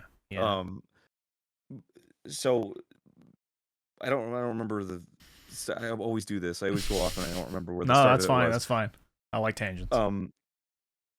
But like, that's why it's like, I only use Twitter now to like promote stuff or like make a stupid joke, like, it's not, I'm not like, and by stupid joke you mean like the most harmless stupid joke, right? Because you don't want to be that guy. Yeah. And it's like, even when I'm like, oh, it's just the, and then I'm fucking trending on Twitter because I said something about Pokemon once. It's like, this is unhealthy. This shouldn't be it. Yeah. Like, like, please stop using this platform. Yeah, yeah. No, it really is a shame, and it's like I don't. It's weird as well because it's like when it comes to Twitter, I don't remember Twitter being like that from the very beginning. Like ever since I started using it. Do you remember it being like that, or do you think this is like just like a recent change of attitude No, of like the yeah, for average Twitter sure. user? It grew to this point, but Right. yeah, because it started out as just like everybody was just making little jokes, Yeah. Like the especially because whole it, the whole inside joke of Twitter was like, oh, I'm taking a shit right now. I better share it with the world, kind of thing. You know? yeah, well, it was also what like 140 characters or something. Now it's like 280 or something. Yeah, something So you like that. get a little bit more into it now, Mm, mm, um, and like Twitter threads became a thing, so they can be a little longer, and um, it definitely grew into it. I think, just because it became that kind of stuff became more visible. You know, it's like mm, when when stuff when y- when your brain starts to see patterns, you just like follow the patterns. You know, mm. um somebody who's never used Twitter before and just like logs onto Twitter, they're probably immediately like, this sucks. Like this, I don't understand what's going on. Yeah. And I don't like it, and it's overwhelming. But Mm, like to somebody who uses Twitter every day, like that's just, you expect it. Like mm. this is what Twitter is, right? Right. Um, and I don't know that I don't know that that's very healthy at all. And I know Right. whenever I stop using Twitter for like a month, my happiness goes up like 50%. Mm, mm. I just have so much less anxiety. I have so much, I see my relationship to friends gets better Mm. because, you know, I've never used Twitter when I wasn't somebody who was making content on the internet. Yeah. Um, so I don't know the experience of not of just kind of being a dude and using Twitter. Mm, Uh, but like for me, my relationship with a lot of my friends suffers because of Twitter, mm. because I see them post things and like I feel left out, or like I get angry at something that they say or whatever, and it's like I'm not having a real interaction with that person, Yeah. because it feels so much like everything you read, somebody's talking to you, Mm, you mm. know? And you can't help but feel that way because that's just how our brains work. Yeah. Um And I feel that's just how so like, Twitter is designed as well, right? yeah. So it's like if you had a conversation with this friend that you just saw a tweet from that kind of made you feel uncomfortable, it they wouldn't say that shit, Yeah. you know? They would be talking to you because they know you and they know how to talk to you. Right. Um, but like when they're just saying something out to a platform, it feels phony or like uh performative, like you said, or like it just incongruent to how you know them to be as a person with you. Mm. So it feels disconnected. You know, Yeah. it feels Yeah. like, well, I don't really know this person then, and maybe they don't know me either. Mm. Um, but it's just like, we shouldn't be interacting like this, man. Like, Yeah, just it's fucking definitely not call. natural, that's for sure. Yeah. It's yeah, I don't I know. It's I don't. yeah, because I'm the same. Like I until I started doing YouTube, I never used Twitter like at all. Like I was strictly Good. just on I like, you know, I think like because I think I was on like Facebook during high school, but like that was during like the big Facebook boom. You know, when like Facebook was actually used by people below the age of 45. So it's like, you know, I had that, but I also I would, you know, the only friends I would have on Facebook back then were just like schoolmates, you know, like people I actually interacted with and saw every day at school. Whereas like now on Twitter, a lot of the people that I follow on Twitter are not personal friends, are not people that live down the road, you know, are people that are all over the world now. And that's cool. That's fucking awesome. That's great. But at the same time, it's also like, I don't know, it's very weird that you just have this like short list of people that's just like readily available for public viewing at all times to be like, if you're not on this list, then sorry buddy, but Yeah, you're you're not not you're cool. not my friend. And it's like, no, that's not Hmm. that's not how that works. It's like, you know, I don't I mean, know. how much anxiety have any of us gotten from like going to someone's page and seeing that they don't follow you anymore? You know, it's like, Mm. It's like, oh no, what that, happened? yeah, that's like happened so many times to me where I'm just like, oh my god, like it fucking cuts like a knife. Yeah. I remember I Meanwhile, remember I got that when I remember I got that when Felix deleted his Twitter. And and I was like, oh no, is this something I said? Shit, he doesn't follow me anymore. What happened? But obviously, no, it was just, that was just him, giving the middle finger to Twitter, which, like, good on him, Yeah, but it's got nothing to do with you. no, Again, like nobody exactly, actually cares yeah, about you. exactly. And I think it's like over time, there were moments like that, whether it was on like YouTube or on Twitter or anything. Oh my god, the biggest culprit of all for me personally was when YouTube used to have like, how you can make like on your YouTube channel, you can make like a short list on the side of like all the channels that you were associated box with. for box. Yeah, the box for box, like that shit. And it's like, for me, the anxiety wasn't so much whether I was on that list or not, but whether I was on the top of that list. I was like, oh no, for me it was if I got removed from their list. Yeah, if I was yeah, on yeah. it and then I got replaced. Yeah, Then I'm but like, but well, the other horrible one for me was like, it's like, so yeah, I'm on the box, but why am I below this person, huh? Why you like this person better? What the fuck? It's like, what has he done for you that I haven't done for you? I thought I was your best friend. I thought I'm at the top of your box. When obviously that box doesn't mean shit at the end of the day. And also later I found out that you can like randomize the order of the box, so it didn't even matter anymore, right? So it's once I found out you could do that, I exclusively did that. Yeah, I did as well. I don't want fucking anybody to think I like them more than somebody else. Exactly. But then, after a while as well, I also just got to the point where I was like, having this box is so stupid now. So I just got rid of it entirely. So, when you go into like channels on my YouTube now, it's just my other 2 channels and Trash Taste. That's it. So it's like, because I don't want to give that anxiety to people of being like, sorry that you're 17th on my list. No offense, buddy, but it's like, you're still my friend, but you're 17th on the list for whatever reason. It's so fucked up. It's so fucked. It's like the systems exist in such a way that you like. It's like, in order to be as inoffensive as possible, I won't help anyone. Right. Yeah, exactly. That's why I think like, oh my god, like MySpace top 8s were so fucked. Now that you think about it. Yeah, dude, that was the beginning of the end. Right there. Fucking. Oh my god. It's like, let me rank my friends. It's like, yeah, because that's it directly. It's not even like with YouTube. It's like, oh well, like we work with them often, so it's like literally you're number 8. What is it about being 8th on someone's top 8 that is somehow more offensive than just not even being on the top 8? Not being on it. Yeah. It puts it in your head, Yeah. Like, there's something comforting about being insignificant, Like, yeah. it's like, well, they don't even consider me, so fuck it, I don't care. It's like, they consider me, but they don't consider me that well. Exactly. With every guest on Off the Record, I plan to ask this question of turning your hobby into a job. Right, yeah. Is it bittersweet? That's the question I want to ask. Yeah, of course. Yeah. I oftentimes tell people not to. But I don't think that should be a rule. I try to. I shouldn't even say that because I literally do it with everything. I consider it every time it happens with me. All right. That it's probably a bad idea in some regard. Yeah. It's people are complicated, brains are complicated, hearts are complicated. So like for me, I don't think it's ever going to be different. Maybe diminished to some extent, but for me, doing something as like a job or as a responsibility is way more motivating to me than just like doing it for fun. So in a lot of ways, for me to say like I'm gonna do this thing as a job instead of just for fun makes me do it more. Right. Which makes me think of one of my favorite sayings is that when you do something ironically, you still get to do it.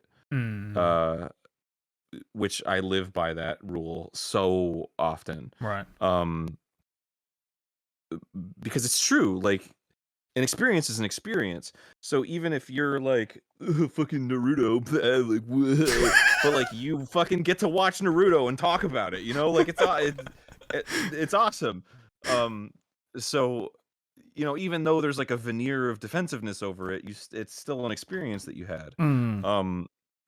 So the same goes for me with turning something into a profession, right? Like I usually do things more when it's my job. Right. Which means I get to do those things, which means I probably wouldn't have done it as much if it wasn't my job.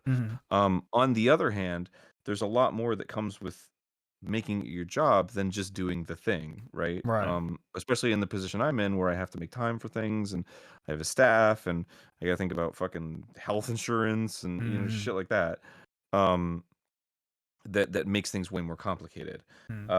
Which is why to bring it back to Shuffle Master, which is why I keep Shuffle Master as a thing that I just do for fun. Yeah. I've thought about making merch. I've thought about like turning it into this thing. But I haven't done it yet, or maybe at all, because I'm like, no, it's still my fun thing. And as a result, I haven't fucking done it in 3 months. Right. Because there's no obligation to. And the way my brain works is that if it's my job, it's more important. Which, probably not how it should be. But I know myself. Yeah. So that's, if I want to get something done, then I make it a responsibility. Yeah, and then I get it done. I think that's definitely important because like, when I see you doing Shuffle Master, I see it, yeah, as you said, as this thing that's very much more so for yourself, right? Like just like a fun thing for you to do. And it's not necessarily something that you're like trying to grow out to be this like big expansive thing that is like successful as a business venture or, whatever the fuck, right? And like I totally get that because for the longest time, like Twitch for me was that where like I was so inconsistent with Twitch, even though I loved doing it. And like I'm not making a fucking living off of doing Twitch, like even now. Like this year, my New Year's resolution for me this year was to like at least try and make Twitch something, at least something on the side that I can just like enjoy, but also grow out in some way, right? But I'm not trying to make it this thing that's gonna like replace what I already do or replace what I'm already good at. But I found, I feel like I'm the exact same as you, where like I feel more motivated to do something if I look at it in the mindset of this is my job, versus this is my hobby. But I feel, for me personally, it's very much a double-edged sword, because it kind of, you get to do it more, but at the same time, you're also like losing this like precious thing that was just like a thing for you that you wanted to just like keep for yourself, and turning it into something that is essentially a job, right? And like, my audience already knows about this, but like that's exactly what happened with anime for me, where like, I talked about it and consumed it and watched it exclusively for the large majority of my career, to the point where it just became a job for me to just sit down and watch anime. And like, I'm not gonna lie, that very much ruined my experience of anime for me, to a point that is very like sad for me, because it is something that I really enjoyed as a kid. I really enjoyed growing up and like watching and just like not having that pressure to make content around it. And so I think that's like another big reason why I kind of wanted to like, especially this year or last year, to kind of just like push myself out of that as much as I can to just see what I can do. But it sucks, right? Because, at least for me, I've very much established myself as that guy who, talks about and watches anime and stuff. But it's like, and, I still want to watch it and I still want to consume it for my own personal pleasure. But in the back of my mind, every time I put on an episode of an anime, even if it's something I've already watched, it's so hard to get into that motivation of just like sitting down to enjoy it. Because in the back of my mind, I'm thinking to myself, I could make a video on this. I could make some content around this. I could make money off of this, right? And it fucking sucks, because it's like, I never had that thought, right? So it's like, I've always wanted to know, have you thought something similar like that when you're playing games? First of all, I hate that for you. I know that experience way too much, and I want you to have that again. I want to have it as well. I'm trying. Yeah. For me, it's we've just sort of found what works with Game Grumps. a lot of the time, the stuff that I really, really like doesn't end up working that well with Game Grumps. Mm. Um, Usually it kind of middles. Yeah. There's people that like really like to see like if either I or Dan or both like really enjoy something, Mm. and you know, and a lot of times we do, you know, like Wheel of Fortune or a lot of the game show stuff we really love doing. Yeah. Um, but yeah, I mean, there's just like there's a category of games now that I just play at home, and Mm. I don't, I would never play them on Game Grumps, Right. because they're too long, or the kind of games that I like are games that are they're just games, you know. Mm. I think the stuff that's the most interesting for us to play on Game Grumps is either stuff that makes us like competitive, Mm. or that both of us like. Dan doesn't often like getting competitive, Mm. but there's some stuff where he just naturally falls into a role, Yeah.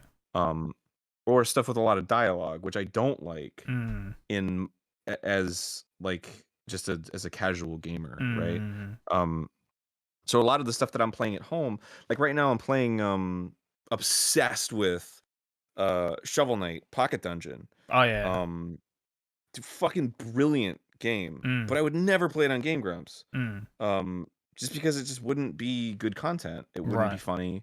Um, I would be way too focused. Mm. Uh, but like so much fun. And so I think my solution to that was just like sort of finding the sort of categories for each section. Yeah.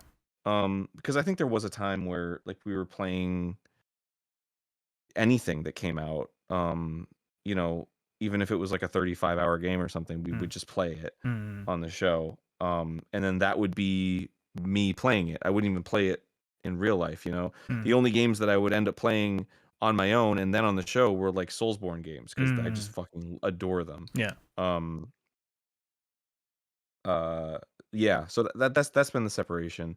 Um I think a lot of the enjoyment I get out of playing games is sort of the analysis of it. Mm. Um, I just recently I helped announce Yacht Club's newest game, Mhm. Mina the Hollower. Yeah. Um, and then after that announcement, we went out to dinner and we just talked about fucking game design for hours and hours and hours. Mm. And I hadn't done that in a long time. Mm. And it was just like so fucking nice. Mm. And you know, there's sort of like a high that you ride, that I ride at least, where I came home and I was like, fucking, I don't even think about games all day, and like the next day I was like, man, I got like game design in the brain, and Yeah. so I love that aspect of it, and I think like if I was, for example, using that energy to make like a sequelitis, like a new sequelitis or something, Mm. um, then that would probably diminish it a little bit, Right. um, just because like there's so much more that's involved in the making of it and the articulating of it and Mm. the writing of it that isn't the spark, you know? Right. Right. Um like the spark of being in a conversation and the energy of like other people and just like talking about it with no fucking obligation or responsibility is just you're just riding the high. Mm. But the moment that you have to like, okay, well, it's my responsibility now that the spark has died to at least follow through with this thing, Mm. um doesn't quite have the same energy, you know. Right. um so yeah, for me it's, I guess, the realization of like of finding the passion of it and then Mm. just kind of letting it ride. um and I know how hard that is for a creator to sort of like put that aside because that's so much of your identity and how you Mm. think now. Mm. Even to this day, I haven't made a sequelitis in like a decade, Mm. and I still play games, and I'm like, oh man, I would, you know what I would do Mm. is I would talk about it like this, and then I would present it like this, Mm. and then I would specifically go into this, um, which is like fun to think about. Mm. Um, but to actually do it is a lot less fun. Yeah. Um, Still fun in its own way, Mm. uh, but I think because I'm so separated from it and I know it's not going to happen, there's not that like pang of like responsibility where I'm like, oh well, I gotta fucking now I gotta do all this stuff, and I can just think about it and have fun thinking about it Yeah. and not do it, you Right. know? Yeah, no, I'm exactly the same. I've so many like anime and manga series that like every time I read it or watch it, in my head I'm like, ooh, okay, if I made a video about it, but I kind of did it in this way, that would be really cool. But then when you actually sit down in front of your computer and you start to write a script, you're like, man, fuck this. Like I don't. It's like God, why did I even think that this would be fun? Like it's like you know what? Maybe I'm just better off just saying cleaning it up in a tweet or whatever and just being like, just go fucking read it or go watch it, whatever. Yeah. I think something else that really affects me in that regard too is just like when something becomes so consistent in Mm. terms of like releasing it to the public, that becomes a factor, Mm. right? So, you know, I've been doing Game Grumps for fucking 10 years. Mm. You know, what a Game Grumps episode is a very established concept at this Right. point. Right. So I feel a lot less inclined to do something weird. Yeah. Yeah. Um, which is like my want, and I feel like it's a lot of creative people's want. Mm. Um, so like the fact that I'm so distanced from a lot of concepts and thinking about video games in certain ways in making that content, Mm. regular content, allows me to feel more freely about it. Mm. Mm. Whereas like, you know, if I had like a movie review show that I did every other week, you know, I would be thinking about how to fit that into this little format Mm. that is consistent, and if I go outside of it a little bit, people are going to get mad or it's going to get less views or whatever. Yeah. And that so kills the fun of so many things. Yeah. Yeah. Definitely. To just like consider those angles. um I have often thought, um you know, because there's a part of me that has so much, I don't want to say disdain, but like there's a part of me that's really tired of doing um internet like an internet show that Mm. people watch. Mm.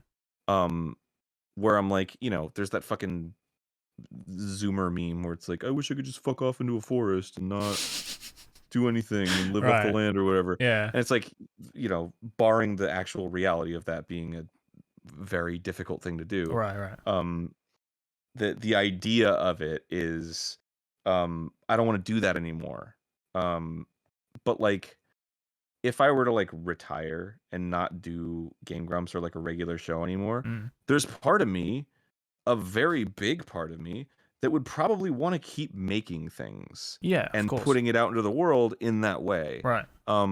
But because, you know, I wouldn't have, let's say, like a big staff or, you know, like a schedule or like an established concept, I probably would just do a bunch of random shit. Yeah. I wouldn't have like a format that Mm. I do every week or whatever. I would just like, you know, every so often something, I would just make something and put it out there. Mm. And then it would do whatever numbers. I wouldn't care because it would just be this creative thing that I did. Right.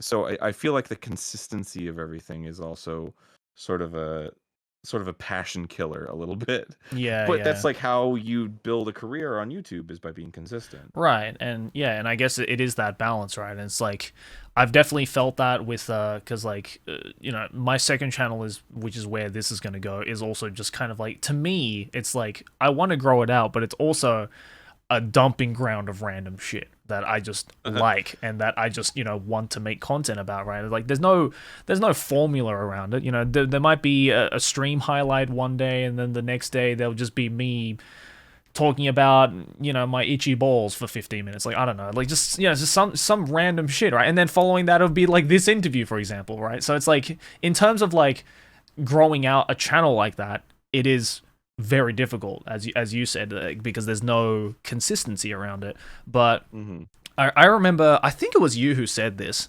that I think it's like someone asked you, I'm pretty sure, I hope it was you who said this, somebody asked you like, well, what's like the best way to like grow a YouTube channel, like, or like how do you grow a YouTube channel out? And I remember you saying something along the lines of like do things that are like hot and big and like talked about, and like keep that consistent, you know, always keep in the now. And then the moment you hit 100,000 subscribers, do whatever the fuck you want. I think you said I think you said something along those lines. Yes, that sounds something similar to the advice I always give to kids is to sort of like, because it's not exactly that. So basically, as somebody that has starting from zero, right? Like you have nothing. You don't have, presumably, you don't have money. You don't have clout. You don't have attention. You don't have a platform. So it's difficult to grow something without all those resources. But what you do have is all of this stuff that people already know. So like, for example, I became popular because most of what I did was parody. I was making fun of things that people already love. Right. So it's much easier for somebody to have an entry point of like, oh, I like Harry Potter. I'm gonna watch this fucking Harry Potter parody that has like a little twist on it that's like kind of what I'm into. Versus what the fuck is the Age of Lightning, Battle of the you know, like it's like I don't know what the fuck that is. Yeah, some unknown thing. So I don't care. Yeah. I only have so much time on this earth. Why the fuck am I gonna watch this shit that I don't care about? Right.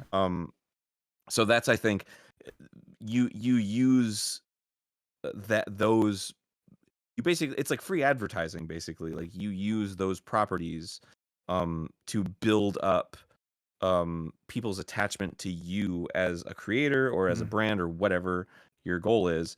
And then once that happens, then you can use your platform that you now have to grow something else. And I think the thing that is a deterrent for a lot of people who go down that path is it's not gonna, like, you're basically starting from like 50% when you do that, right? So it's like, if you, like, take me for example, I make fucking video game parodies or whatever, right? So it's like, I made Metal Gear Awesome, I made Awesome Gaiden, I made whatever. Those did gangbusters. And then I made Girl Chan, which did like 25% of the view rate of, because it's just this new thing. And you know, it's like what the fuck is that? I don't care. But there are people that are like, well, I like the stuff that you make, so I'm gonna give it a shot. Right. And they end up really liking it. But of course it's not gonna do the same numbers as fucking Metal Gear Awesome, right? So it's I feel like it's really discouraging for people to go down that route. And it's like, well, fuck it, I'm just gonna make parodies my whole life then. It's like, no, obviously you're going to start a little lower if you do something original because you're sort of taking a risk on it. There's the has-been hotels of the world that just like fucking explode right out the gate. Yeah. But for the most part, you're probably going to experience a lot of resistance, and it's going to be difficult once you get to that point and you're trying to build something new. But building something new has way more traction than this other shit. Because like a parody is just a parody, right? Right. People are still going to be more excited about the thing that you're parodying. But once you create a thing that people can attach to, then that's like a longevity thing. That's like, then that's the thing that people get attached to, right? Right. So I think, like, personally, I think Girl Chan could have been 1,000 times bigger than a Metal Gear Awesome, for example, if I had put the time and effort and consistency into it. But I guess Girl Chan, that in and of itself was a parody, right? Yeah, but it was yes, fair enough. Yeah. But like, it wasn't a direct parody. Right. Yeah. Like it wasn't like it wasn't using like a single penis or notable you know, thing. like Yeah. It was what the fuck is Girl Chan? You know, like you have to sort of, and the characters are all original. Yeah. Even though they're obviously parodies of existing characters. I mean, I guess that's why, like, my favorite thing you ever made to this day is still Lemon and Bill. Like that, you know, because that was so, like... No, it's not. It is. It is dead ass. If someone came up to me, put a gun to my head and said, what's your favorite Ego Raptor animation? I'd be like, Lemon and Bill, hands down. Because it's just... I feel like that is such a good it's almost like a perfect middle ground between what you were saying about like, you know, this a parody but also an original thing, right? Because, you know, a lot like Lemon and Bill is, you know, very much like especially the first Lemon and Bill, I think the background is just like a fucking Mario overworld, right? And it's just like, and you know, Bill is obviously fucking Bullet Bill. I don't know where the fuck the lemon came from, but I love that it. actually was not intentional. Somebody pointed that out after I had made it, and I was like, oh, he's a bullet and his name's Bill. Yeah. Fucking I thought that's what it was. No, it wasn't intentional at all. Oh, yeah, so because I thought that was intentional, I was like, oh, okay, so it's clearly like a parody on like the Mario wall. And then I sat there, I was like, where the fuck did the lemon come from? Do you know the story behind Lemon and Bill?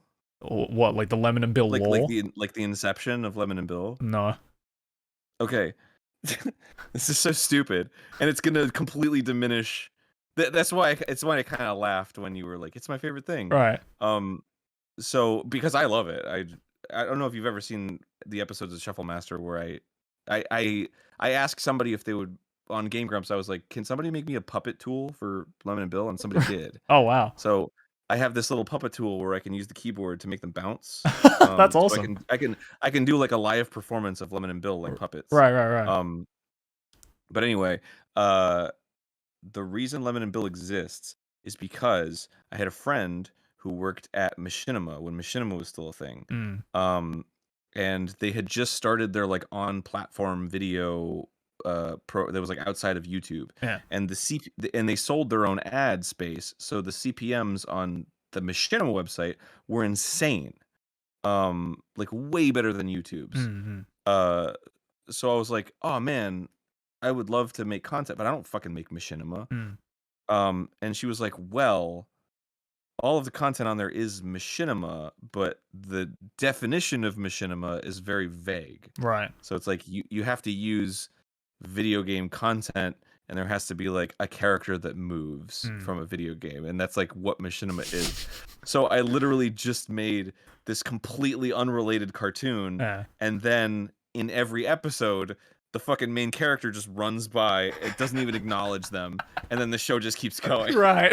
Yeah, because like the first episode, like Mario just like runs by, and then yeah, they're just like standing there, and then it's just like, hey there, what's going on? And then that's it, right? Like, and then it just keeps going. And I was so like, for a while, Lemon and Bill was a Machinima exclusive. Oh wow, I did not know that. Yeah, that's so awesome. But then I was like, fuck it. It was almost like, it was like you were like loopholing the concept of a Machinima almost. Oh, that's so cool. But that's that just makes me like it more now. Like, like you were like, oh, this is totally gonna like deter you from liking this shit. I'm like, no, that's fucking awesome. Well, I wanted to say too, we sort of got on another topic, which is fine. I wanted to say, oh fuck, what were we talking about? I was sort of saying how it's if I retired, I would just make stuff and put it up and whatever. Yeah. I wanted to say, just because I think that's something that a lot of artists feel like, is like they just want to be free to create. I also just want to remark that I think two things. I fully believe in art from adversity. I think some of the most beautiful art comes from a struggle, or a challenge. But more importantly, there's something that we say in my touring company, Real Good Touring, when we design shows. It's one of the baseline things that we say, and is that structure is not the enemy of creativity. Because I think it's important to understand that creativity is always relative. Right. Every time that anybody creates something, it's branching from something else. Creativity doesn't just fucking appear on a white piece of paper. It's so much easier to create something if something's already there. So it's like artists have that struggle where they look at a blank piece of paper and I don't know what to draw. But like the moment somebody like throws a couple lines in front of them, they're like, "Oh, what do I turn this into?" You know, like then the fucking the neurons start going off. So I just wanted to remark on that, like, I'm not necessarily idealizing like a fully free environment, I do want to say that like consistency is actually good for creativity as Mm. well. I've just been doing it for 10 years, and it's like, it's gotten to a point where there's like a bit of cynicism about it. Yeah. Not that I don't still really enjoy it. Mm. There's a point, actually right now it's kind of been awesome. Mm. Um, but like, yeah, there's it's like, do I want to only exclusively make Game Grumps episodes? No. Mm. Um, do I enjoy making them? Yes. Yeah. Uh, if I had the choice, would I not be making them anymore? It's debatable. Mm. Probably not at the click that they're going right now. Mm. Because it is like very stressful to release an episode a day that's 30 minutes long. Yeah. Um, but yeah, I'd probably still be doing it in some capacity. I would But like. anyway, I I just would wanted to, personally like you to as a fan of the show. yeah, no, and it's still fun, Mm. some of the funniest shit that we've ever done has been like in the last 2 years. Mm. Um, so I still really enjoy it. I just wanted to, because I'm so afraid of like putting that message out there of Mm. like, you should be totally free as an artist, Mm. because it's not necessarily true. Mm. Um, I feel like you should have some kind of struggle. I'm not talking like monetarily or whatever, but like,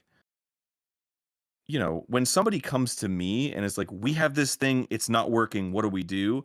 That's like the most exciting shit for me, Mm. because I'm like, okay, let's make this thing that's not working work. Yeah. Because there's like a bit of problem solving in there, and it's like it takes a lot of creativity to come up with a solution to that.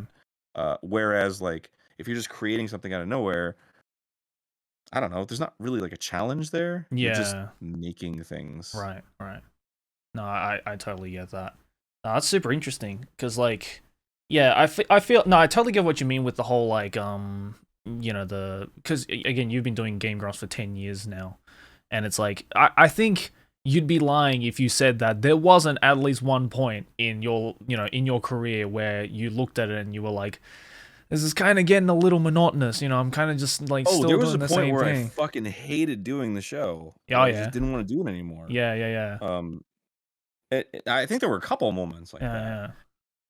yeah. But But like I don't no, know. but I don't know. Like I don't think anyone can blame you for that, though, right? It's like anyone can do anything for every day for 10 years, and I'm sure there's a point in that time where they're just like, man, fuck this. I don't want to do this anymore. I want to do something else. I want to be creative and do something else with my life that's not this same thing I'm doing every day.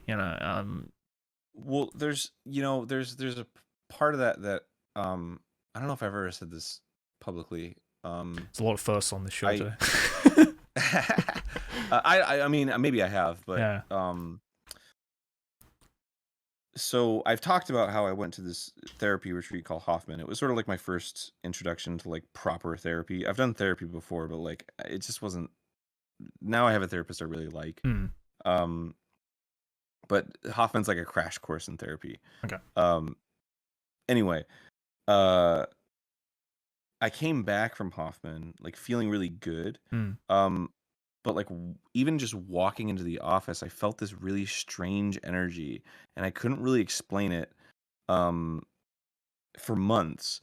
And then there was a point where I realized the energy was that a lot of why I created Game Grumps and like grew it to the point where it was at was because I was angry Hmm. and I was spiteful. My whole life was filled with no's. It was filled with like dicks. It was filled with people that like walked away from me or like betrayed me or just weren't very like honest or caring.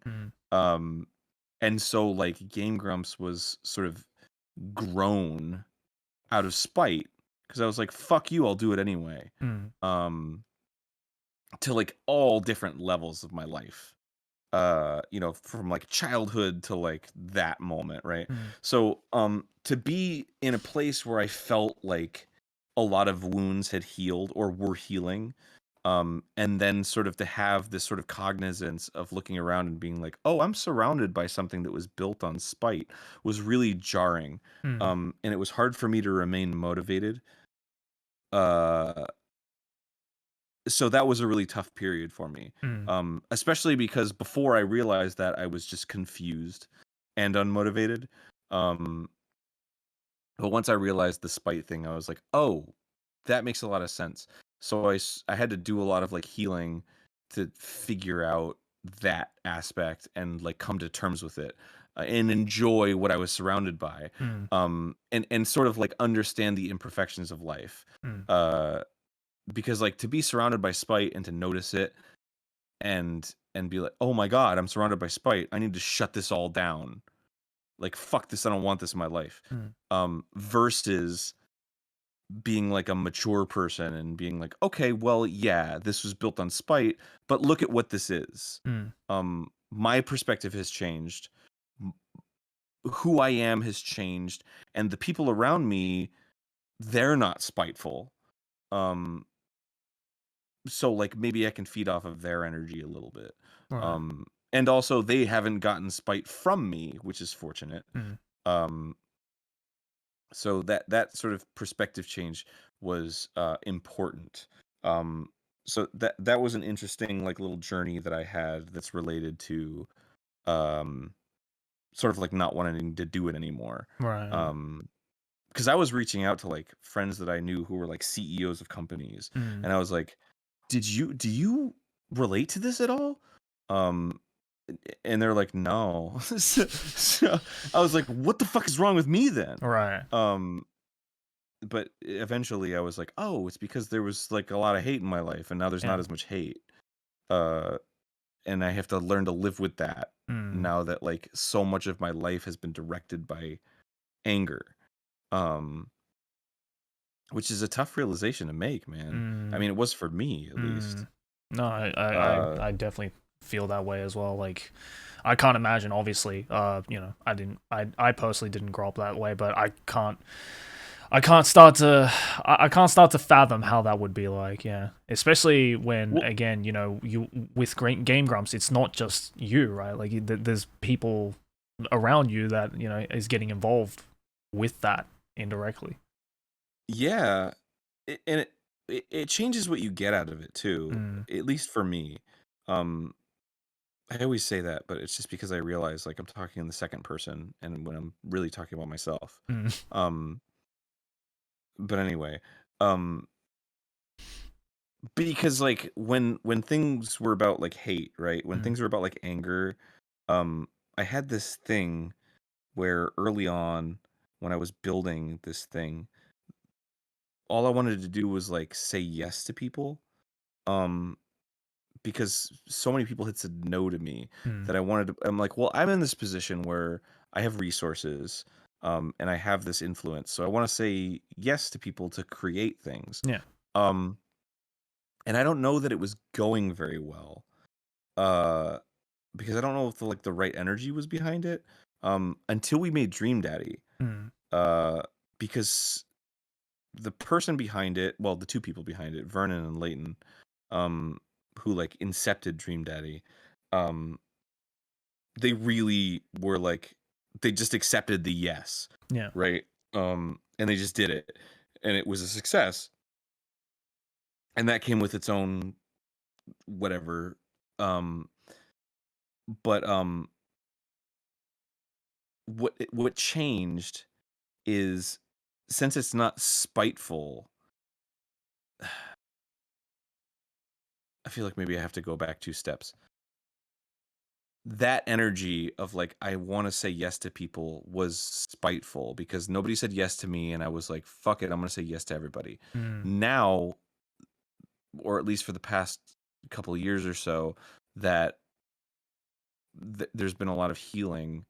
The yes isn't out of spite anymore, but more out of like love and like support. Right. Um, because I've seen what the yes does for people, Mm. right? And there are people who don't accept the yes. I've had experiences where I've been like, yes, I support this, and there's just no, like, they don't use it, Right. right? Right. Um, I don't know if that makes any sense to you, but it makes sense to me Yeah. just No. No. based on my Yeah. experiences. No. No. I get what you mean. Yeah. There are some people that just can't take it in. Yeah. They Yeah. can't take the yes. They're Yeah. just so used to no their whole lives that Yeah. when they get a yes, they're like, but no, right? Yeah. Um, but anyway, like they don't know how to accept the kindness you're sharing to them, right? If that's yeah. So I guess what I'm saying is, when I said yes to Dream Daddy, there was a lot of spite um in the yes, and I wasn't able to enjoy it as much. Right. When there was like a success, right?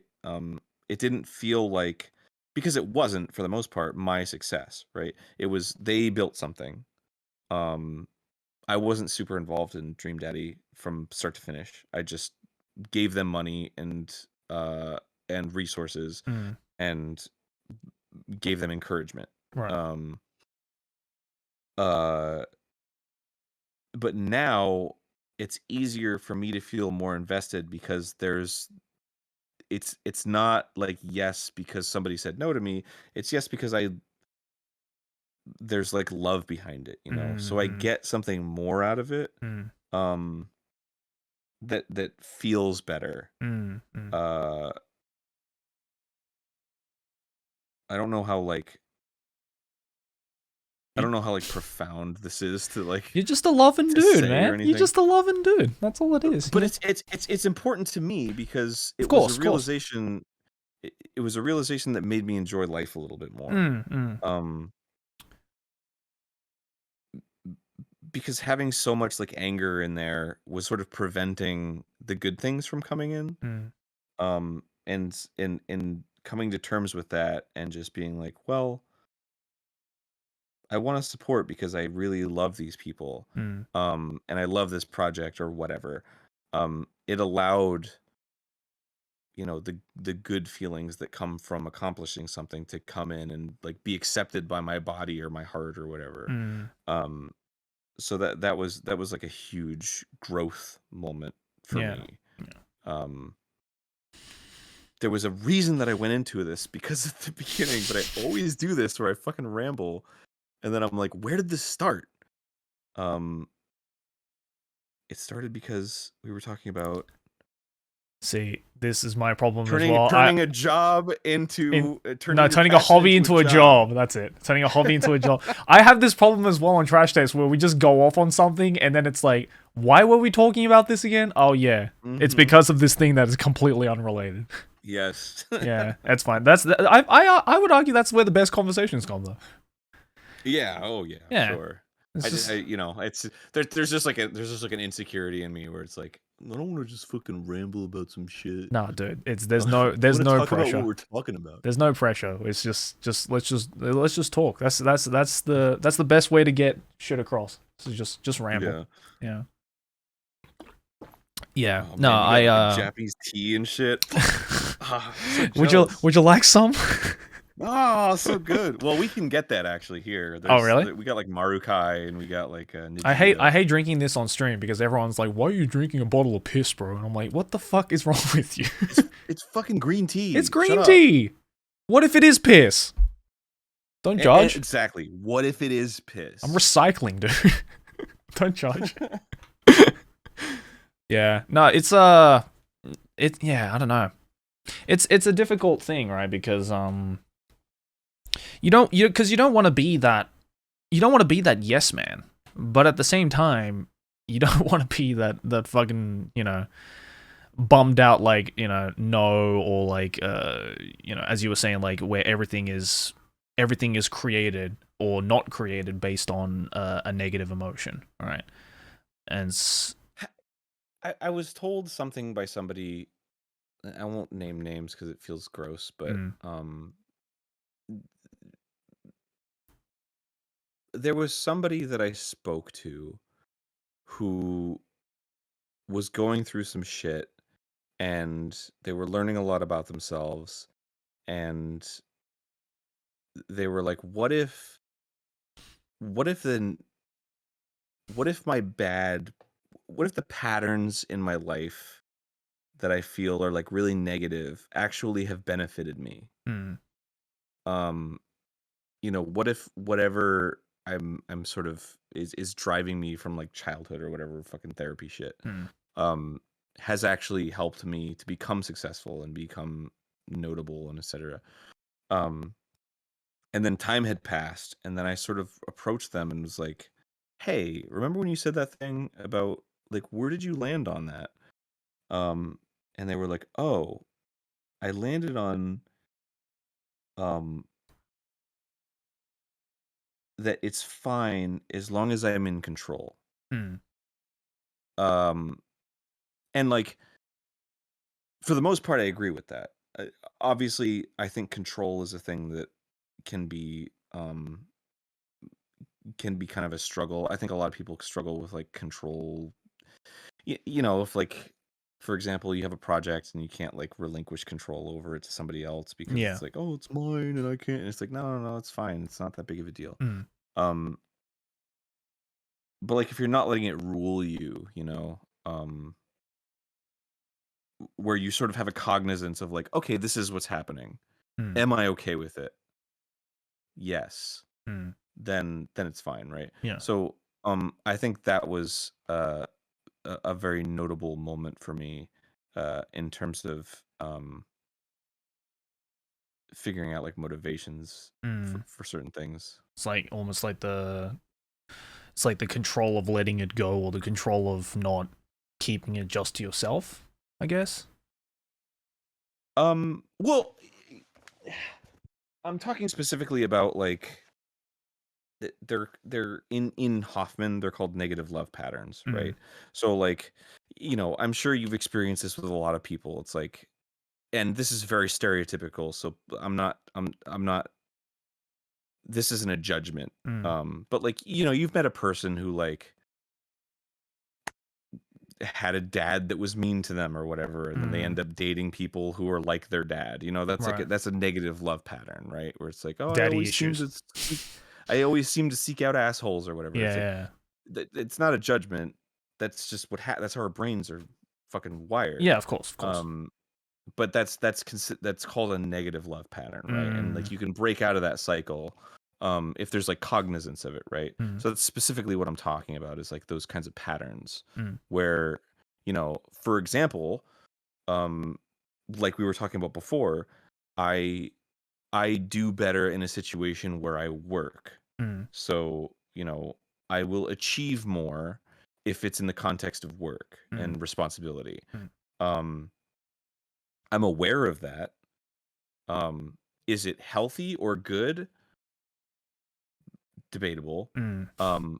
But at least I'm aware of it. Yeah. So if I'm in a situation where it becomes detrimental to me and it becomes something in my life that's like not healthy for me and it's really hurting me, at least I'm aware of it so I can make the decision of like, okay, I'm not going to do that anymore. Mm. Or this is the wrong decision for me. Mm. If I let it rule me, and guide every decision that I ever make, then I could destroy myself. Mm. So that's what I'm talking about. Right, right.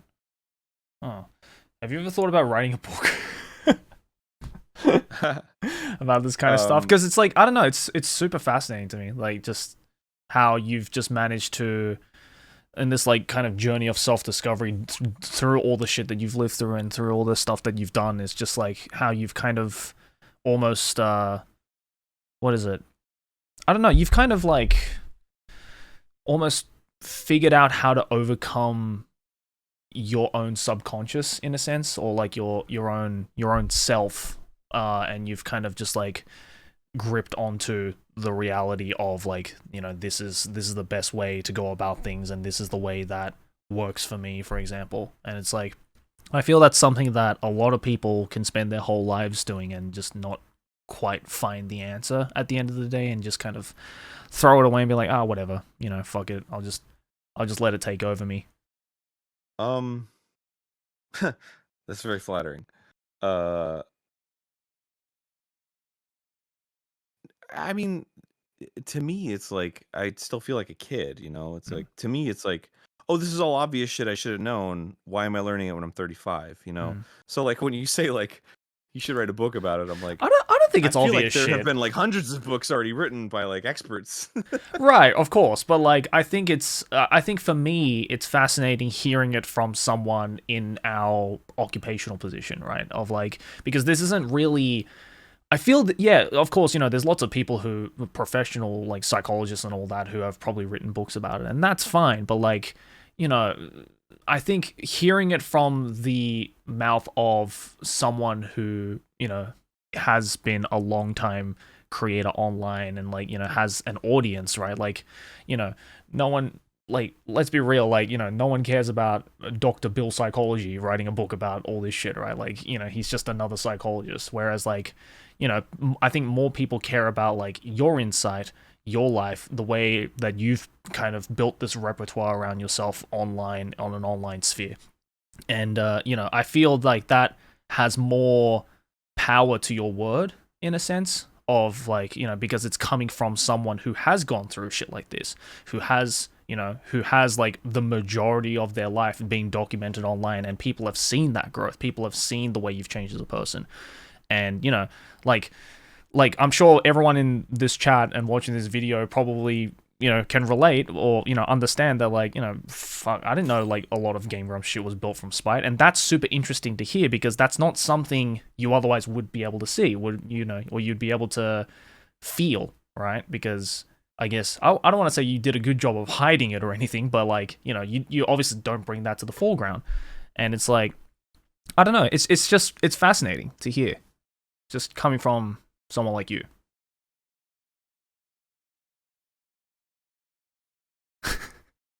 Is he thinking about it? No, I just I'm very impressed with you're a very sweet person. To I don't know. I just yeah. So thank you first of all. Of course.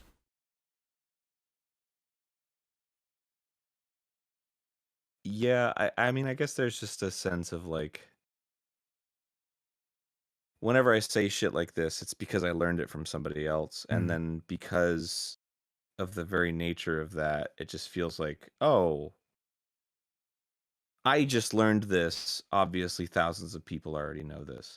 Um, so my journey always feels very like adolescent. And therefore, why would anyone want to read about it? So it's always very affirming to hear that kind of stuff, like from you, who you're somebody that I respect and I like very much. Um, uh, but yeah, it's you saying like you should write a book. I'm like, that's silly. Like, like, Well, I'm not. I'm not. I'm I not. learned this stuff from books. Right, right. But I'm not necessarily saying like it's not a fucking order, Like it's just like maybe I think it's, I don't know. It's just, I feel that's just something like what I have heard from this conversation we're having is, I think a lot of it is stuff that I think a lot of people should hear, and I think a lot of people need to hear, right? Because you were saying that like it's told from a kind of adolescent, almost childlike perspective or whatever, but that's what a lot of people on the internet are right now, right? And that's what a lot of children and adolescents are going through right now, whether they want to talk about it or not. I just wonder if like that isn't part of the journey, like, because I was there Mm. when I was their age, there's this experience that I have that there's always this question of like the businessman versus the artist, right? With what I do, and that's something that I'm often criticized for, because like I used to make cartoons and now I run a business, and but I never, because of my experience as like a solo artist who is young and impressionable and angry, um it makes it much easier in my position as somebody who owns a company and is like hiring artists to understand where they're coming from. Um, so it's like, to me, it's almost important for people to have those experiences, to go through those struggles and to sort of have those journeys where not everything makes sense, or they're angry about something, or they feel slighted by a system or whatever. Obviously it's not ideal for those systems to even exist, uh but my experience of growth exists because I went through those experiences. Mm. Um it almost feels like to me this sounds stupid in my head, but I'll just say it. It almost feels like cheating Mm. to like have somebody be, I mean, maybe it's not, Mm. because there's like that stereotype of like, a 60-year-old talking to a fucking 18-year-old, and it's like, well, when you're older, you'll understand. It's like, Mm. well, don't do that because this will happen, and Mm. they're like, shut up, grandpa, and then it exactly happens that way. Yeah. It so maybe, yeah, it's Mm. there's some insight there. Yeah, no, like But I feel like it's so important for everyone to have their own journey, no, definitely. and experience those imperfections. Right. But I think as well the argument can be made that, some people will go through that, for example. Some people will go through, losing control and becoming that asshole that they never wanted to be, for example. Or, doing that thing Yeah. that the your granddad will tell you not to do, right? And not recover from it, not learn from it. Just think that Yeah, is the it's true. norm, right? And that's why there are, that's why there are a lot of assholes in the world who don't learn because they don't see that behavior. They don't see that is a bad thing. And all they really need is just for that one person or that one thing to tell them, hey, what this state you're in right now, this isn't you. Like, I'm not telling you to go eat a Snickers or anything, but like, you should probably, look back on yourself a little bit and realize that, you know, you don't have to be the asshole, right? You don't have to be this like person in this negative light, right? And all you really need is that one person to just kind of tap you on the shoulder to be like, hey, maybe don't do that. Maybe and some people as you were, right? Because you were saying that you read about it, people told you about it, and then that's what made you kind of, it click, right, in your head to be like, oh, okay, yeah, maybe I should kind of like look back on myself a little bit and look into myself a little bit and to realize, yeah, maybe I shouldn't be in this way because it will negatively affect me, right? So Yeah. it's like, that journey definitely is important, but I think that journey is important if you eventually realize that that is a journey and not the destination, if that makes sense. Yeah. You should just write a book called I'm Not So Grump. I guess I just feel like it's tough to teach compassion. Oh, of course. There's Yeah, I mean, it's definitely hard. Like, it's so much easier said than done to just be like, hey, don't be a dickhead, and for someone to be like, oh, okay, like. Yeah, because I'm always so impressed by like, fucking, if you have half a fucking brain and you think about serial killers for a second, you realize like, oh, all of them had distant dads and overbearing mom. Like it's like there's consistency there where it's like, so I'm always so impressed when I see somebody who had dealt a shit hand and are just like incredibly positive. There's a lot of people like that in my life. And then who make something amazing of themselves. Always just like so honored to be in their company and so impressed by their life. But that almost feels like, I don't know, that feels like it, right? Like everything else almost feels ancillary, like the shit about team building and stuff. Like it almost feels like the spark there is like, where do you choose? Do you choose to go the serial killer route, or do you choose to go the I'm gonna get help and try to heal myself route? Right. And maybe that's being fucking um inflammatory or like, Yeah. like extreme about it. But that's how it feels sometimes. And that's why it so impresses me, because I feel like it's so easy for somebody to just be like, fuck the world, I had a shit life, I'm gonna return that back in kind, because I've known that person a ton. Yeah. Doesn't seem like a fun route. No. That's for if life is a visual novel, that's definitely the bad end. That's for sure. That is like you made all the wrong choices. Hell yeah. Yeah. Oh man, I didn't. I wasn't expecting this conversation to get this deep, but I don't know. I'm now because like I'm looking at my list of topics now, and I'm just like I don't know which to go on to next after this because like why do you have so many fart jokes in your? Yeah, my next one is how did you get into rapping? And I'm like, that is not a question to ask after that. No, that's fine, and I'll answer that. Yeah. It's because I want to sing and I can't, so Right. that's the next best thing. Have you thought it? But you take singing lessons, right? Or at least you used to, if you don't do it anymore. Yeah. First of all, I just want to say, for everybody who's a rapper, I have immense respect for you. It is its own art. When you're a rapper, I was already good at speaking right? because by its very nature, being a voice actor is about speaking and enunciating. Mm.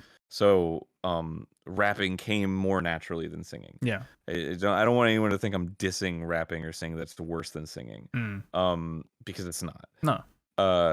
But that's why. It's just because I was naturally better at it, and singing requires tons of lessons, whereas rapping somehow I was just able to do a lot better on my own.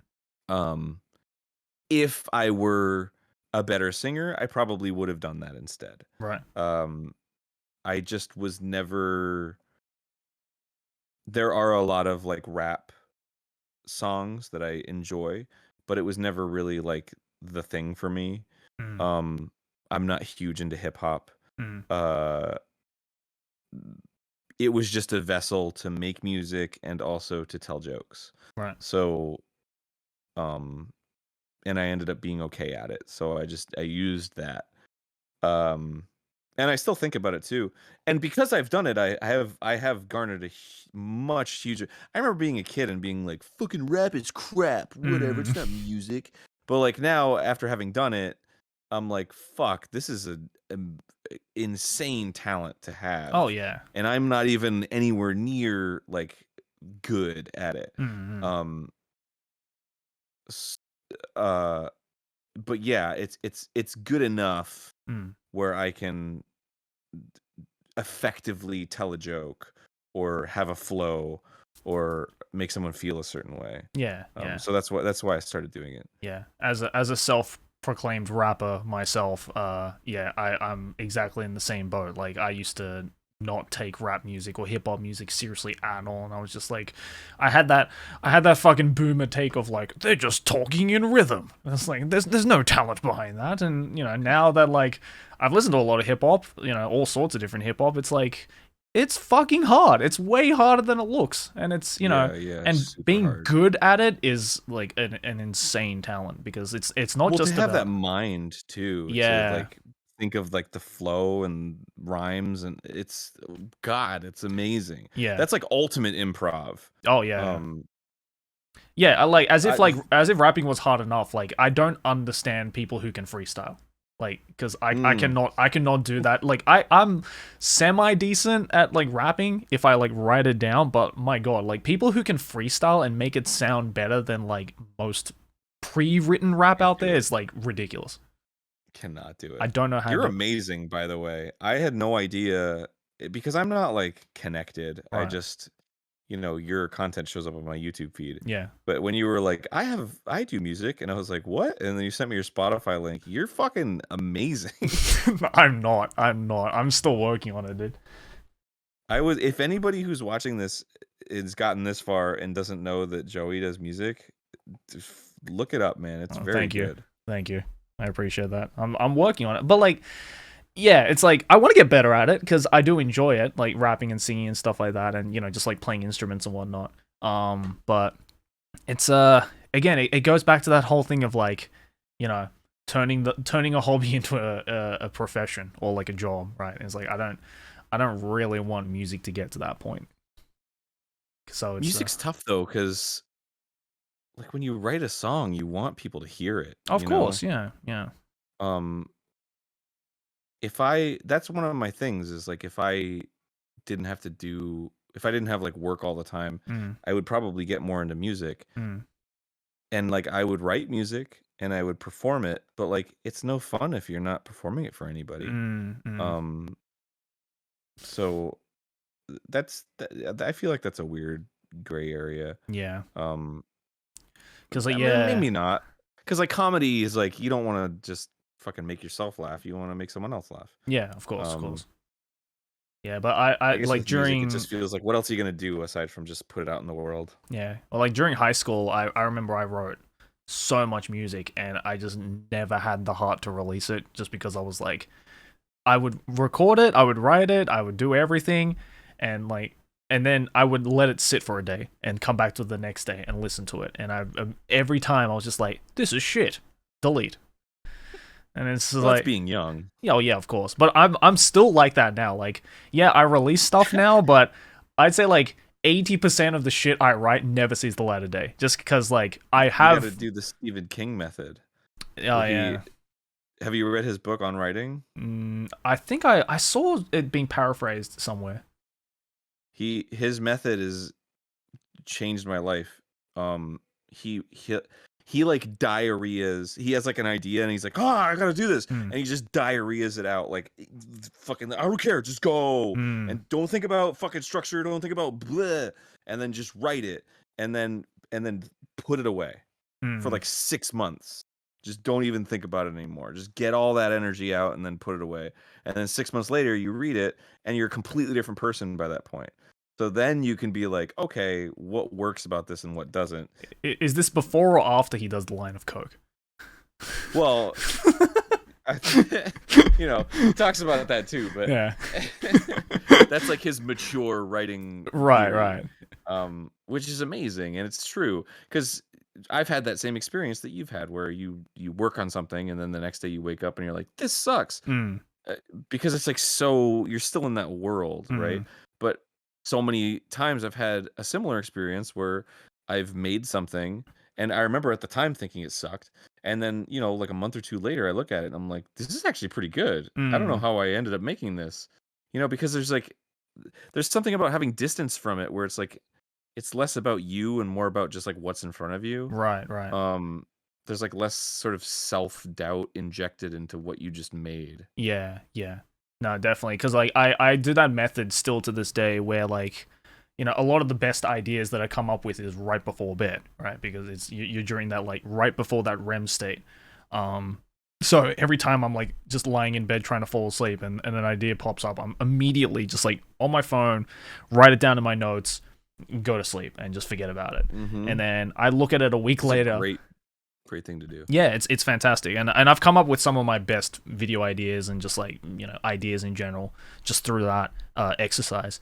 But at the same time, it's also birthed some of my most like what the fuck is this like ideas, like just for videos where I'm just like, why, a week later I would look in my notes and it'd be like, which anime character farts the loudest? I'm like, why did I write this? Like, this is not a this is not a good idea. What was I thinking? But like, whatever, who cares? Who's gonna see that? Like, right, cares. exactly. I mean, I just basically outed myself here in public about it, but that is a legitimate video idea I had written down. I was like, what, why? Well, like that could have been great. It's just like ideas are fucking a dime a dozen. Yeah, Like, exactly. There's this thing, man. When I was starting out, especially as like a cartoonist, I experienced this a lot with cartoonists, Mm, where they like create a thing or like like a show idea, mm, and they're so precious about it, and there's all this mantra about like, I don't want the system to ruin it, I want it to be exactly how I envisioned it, yeah. whatever, blah blah blah. And it's like, okay, there's nothing wrong with that, and sure, that's how things should be. Mm, uh but like it becomes such an obsession that it like ruins their potential for like success mm, and moving on and growing, et cetera, because you have creators that have made like tens of shows mm. or stories or episodes or whatever, because they just had the experience to jump in and adjust. Right. When you have more things going on and you continue growing, you care less about that shit. Mm, um I remember being that kid and being like, I have this story, I want it to be exactly how it is, I don't want anyone to change it. And meanwhile, as an adult, I look back on that and I'm like, this story sucks. And like, not just that, But if somebody had taken it and done something with it, I would have been really pissed off.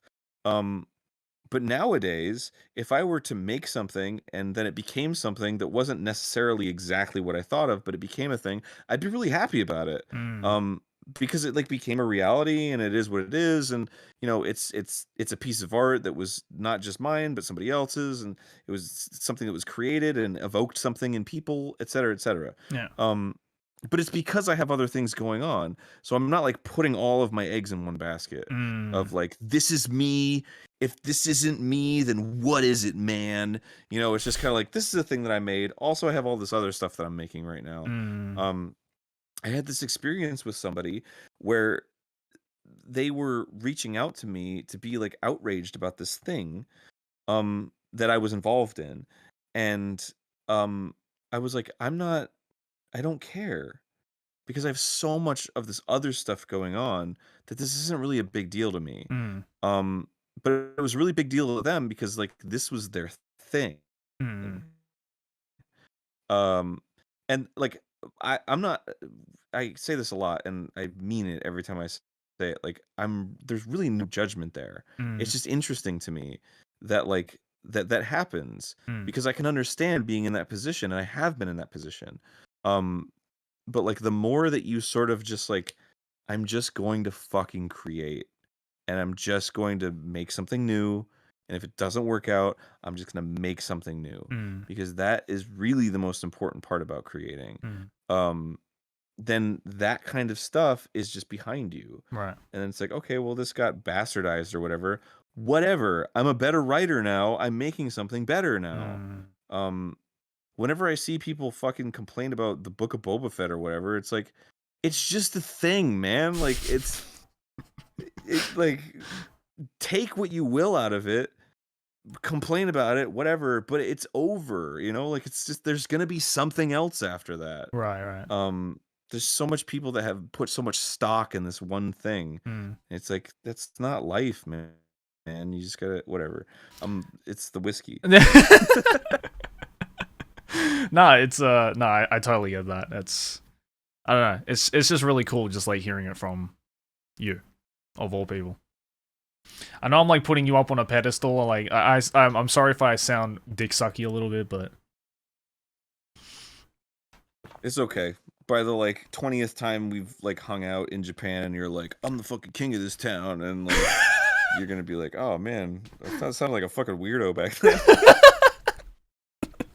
what am I? You don't. I'm not saying that you do. I'm just saying it's funny that there's gonna be a juxtaposition at some point where you're like, oh, we're cool friends now. And Yeah. I like to think with it. Anyway. Well, I like to think with there now. It's just I think the only thing that's missing right now between this is just like the actual physical hanging out, because that hasn't happened yet. Yeah, man. Oh god, I so crave being in Tokyo. And Dude, you can come to Japan all you want, hear all the ambulance sirens that you want, man. Just yeah. It's just what's interesting about that is, before I even was into like fucking anime and shit, my brother was and still is, into like service vehicles and shit. So he had like Hot Wheels right. of like ambulances and fire trucks and police cars and like airport personnel and stuff. And that was like all the, and he loved that shit, right? So like because we grew up kind of poor, like I would play with his toys and he would play with mine. Yeah. And he had this Hot Wheel that was an ambulance that I was just so unique. And I had never seen an ambulance like this before. But in my mind, I was like, this is the ambulance. Then, like the second time I was in Japan, I saw an ambulance, and it was that fucking ambulance. And it like exploded my mind. Yeah. And I was like, it's a fucking Japanese ambulance. Yeah. I had no idea. It was obviously like a Takara Tomy toy or whatever. Right. And then they just brought it here, and we're just like, it's an ambulance. But they didn't give any context that it was a Japanese ambulance. So like, even when I was a child, I had like positive connotations of just like the mundanity of Japan. Right. And so like when I go there and I see the weird shit like milk crates on the streets, and like there's something that's like, this is cool. Yeah. And like really comforting to see, because like my whole life I've been exposed. I've been comforted by that kind of visual medium. I can't believe real life would rip off Takara Tomy like that, dude. the audacity. That's so weird because, like, you know, the usual go-to story of why did you fall in love with Japan is like, oh, I watch anime, I love Mario, my favorite movie is Last Samurai, you know, just shit like that. Meanwhile, Arin is like, I love this ambulance, this one ambulance. Dude, right? It's because they're cute and they make that sound. They are cute. It's I think one of my friends was saying the other day, it's like, same thing with like police cars as well. I don't know what it is. Japan is like the master at making things that don't have to be cute. It's like, oh yeah, like police cars here are some of the most like non-menacing vehicles in the world. Like I think a Mini Cooper is more terrifying than a police car. Yeah, fucking Maya the Bee, I think is an anime, right? Yeah. I watched that when I was like 4. It's just like it's ingrained in me, man. That like visual style. Yeah, exactly. It's I don't know, like you know, I've lived here basically half my life cumulatively, but every time I go out and I see some new thing, I'm forever just impressed at Japan's ability to make things just so visually appealing. And like, I think the one thing I respect the most about Japan, which I think a lot of countries fail to recognize, is that adults are into cute shit too. You know? Like, oh yeah. And it's like 100%. I think I remember you talked about in the Game Grumps episode how like the Super Nintendo controller, or like I guess the logo for the Super Nintendo, in Japan is like, you know, the rainbow colored one. Yeah. Whereas in the US and everywhere else, it's like a purple, just like a single purple block. Right. Yeah. And like I remember you were raging about it being like, the rainbow is so cute though. Why the fuck would they change that? Yeah, seriously. Yeah. I remember it was like the NES, the American NES that we got. It was like at the time, it was like, look at this fucking future machine. It looks so futuristic. Yeah. But it's like the Famicom is just like this little toy. Like it just looks so cute. It's like this yellow and red toy, yeah. Yeah. Yeah, there's just there's like an aversion in America to like accept that cute's always cute, man. Like you don't grow out of cute. It just always is. Yeah. There's like this fucking macho veneer that everybody has to put over everything. It's like, nah, man. Sometimes shit's just cute. I think we're starting to get it. Yeah. You know, the thing that I think of is there's this company called Jellycat that makes these stuffed animals that have like these cute little faces on it. Right. There's this Twitter account called Jellycat Reviews. Yeah. That just has like a picture. It just posts reviews of Jellycat products. Right. And they're always so adorable. they're like we named him Brian. Brian hates tea, you know, like it's just shit like that. But it's so just like cute. a little pencil with a face on it. Yeah. Like I think one of the biggest criticisms I personally get is the fact that like my favorite video game character or like video game franchise ever is the Kirby series. And like people are like, wait, isn't that like a girls game? Isn't that like a children's game? I'm like, man, fuck you. Like, dude, that was the GameCube era of do you remember when Kitty was like a thing that everyone used? used? Yeah. It was like, this is a kitty game. It's a kitty game. When fucking Wind Waker was announced. Yeah, and everyone got all pissed off that it was a kitty game. And it's like, dude, it's just fucking great. Yeah. Like, what's wrong with it? Oh, I'm sorry. Is charming bad? I don't know. Yeah, right. To this day, Wind Waker has the most personality of any fucking Zelda game. Exactly, and it's like, you know, like, what's wrong with me being a grown dude liking a cute pink ball running around in like a fucking, you know, super happy world? Like, you can't be in a pissed off mood playing a Kirby game. It's impossible. Like, I've never seen anyone play a Kirby game and just being like, I'll get this copy, you know, like, you can't. It's like, I always tell people, if you're in a pissed off mood, if you had a shit day at work, if you had a shit day with like your loved one or whatever, you're just having a shit day, just turn on a Kirby game. Immediately, depression gone. Like, you're instantly happy because the game is designed to make kids happy. It's designed to make anyone playing the game happy. There is nothing in a Kirby game that is Yeah. like sad or depressing in any way, because that's just not how that universe is built. So it's like, why would I not like this thing that just unconditionally makes me happy? Yeah. Yeah. That's so true. I'm trying to think of what that is for me, but I mean, Kirby's great. I get a little bored with Kirby just because those games are pretty like easy. Yeah. But like the aesthetic of Kirby, I fucking love. Yeah. There's so many things that like that applies to where I'm just like, I don't like this. It's like to Sonic, for example. Like, Right. I love everything about Sonic except the games. like, like Sonic games are just consistently terrible. Yeah. But Sonic rules. Like, Yeah. he's fucking awesome. He's a blue hedgehog, and he's like, no, you don't. Like, it's just fucking cool. But like the games are awful. Yeah. Absolutely. Yeah, I don't know. It's just you see, because like that's another thing I respect about you is the fact that like your favorite color is pink, and you know, I say, dude. like in my opinion, in my humble opinion, like there is nothing more manly than a guy who can rock pink. Dude, pink is just fun. Yeah. Like, you can't. It's got a lot of energy. It's just like and it's funny because I've almost sustained. There's a lot of things that I don't think pink is appropriate for. Funerals. And in a lot of cases, yeah, I mean, it's like you're not gonna paint your walls pink or whatever, right? Like, well, maybe you would, but there's an energy to pink that's like fun. Yeah. That it always is, right? So I've almost kept pink my favorite color, just kind of out of like as a statement. Because like, you know, for example, the room I'm in, the walls are maroon, and when I was a kid, the walls were maroon, and I really love maroon. But maroon is just such a like, okay, but like as a man who likes pink, it says something, right? So like there's not a whole lot of like pink in my life on a daily basis, right? Like I got this fucking handheld Wii that somebody made for me that's pink. There's some book I have that's pink, right? There's not a whole lot of pink in my life. But like to like pink and to be loud about pink, I feel like is really important to me, because like so much of my like maturing had to do with like women.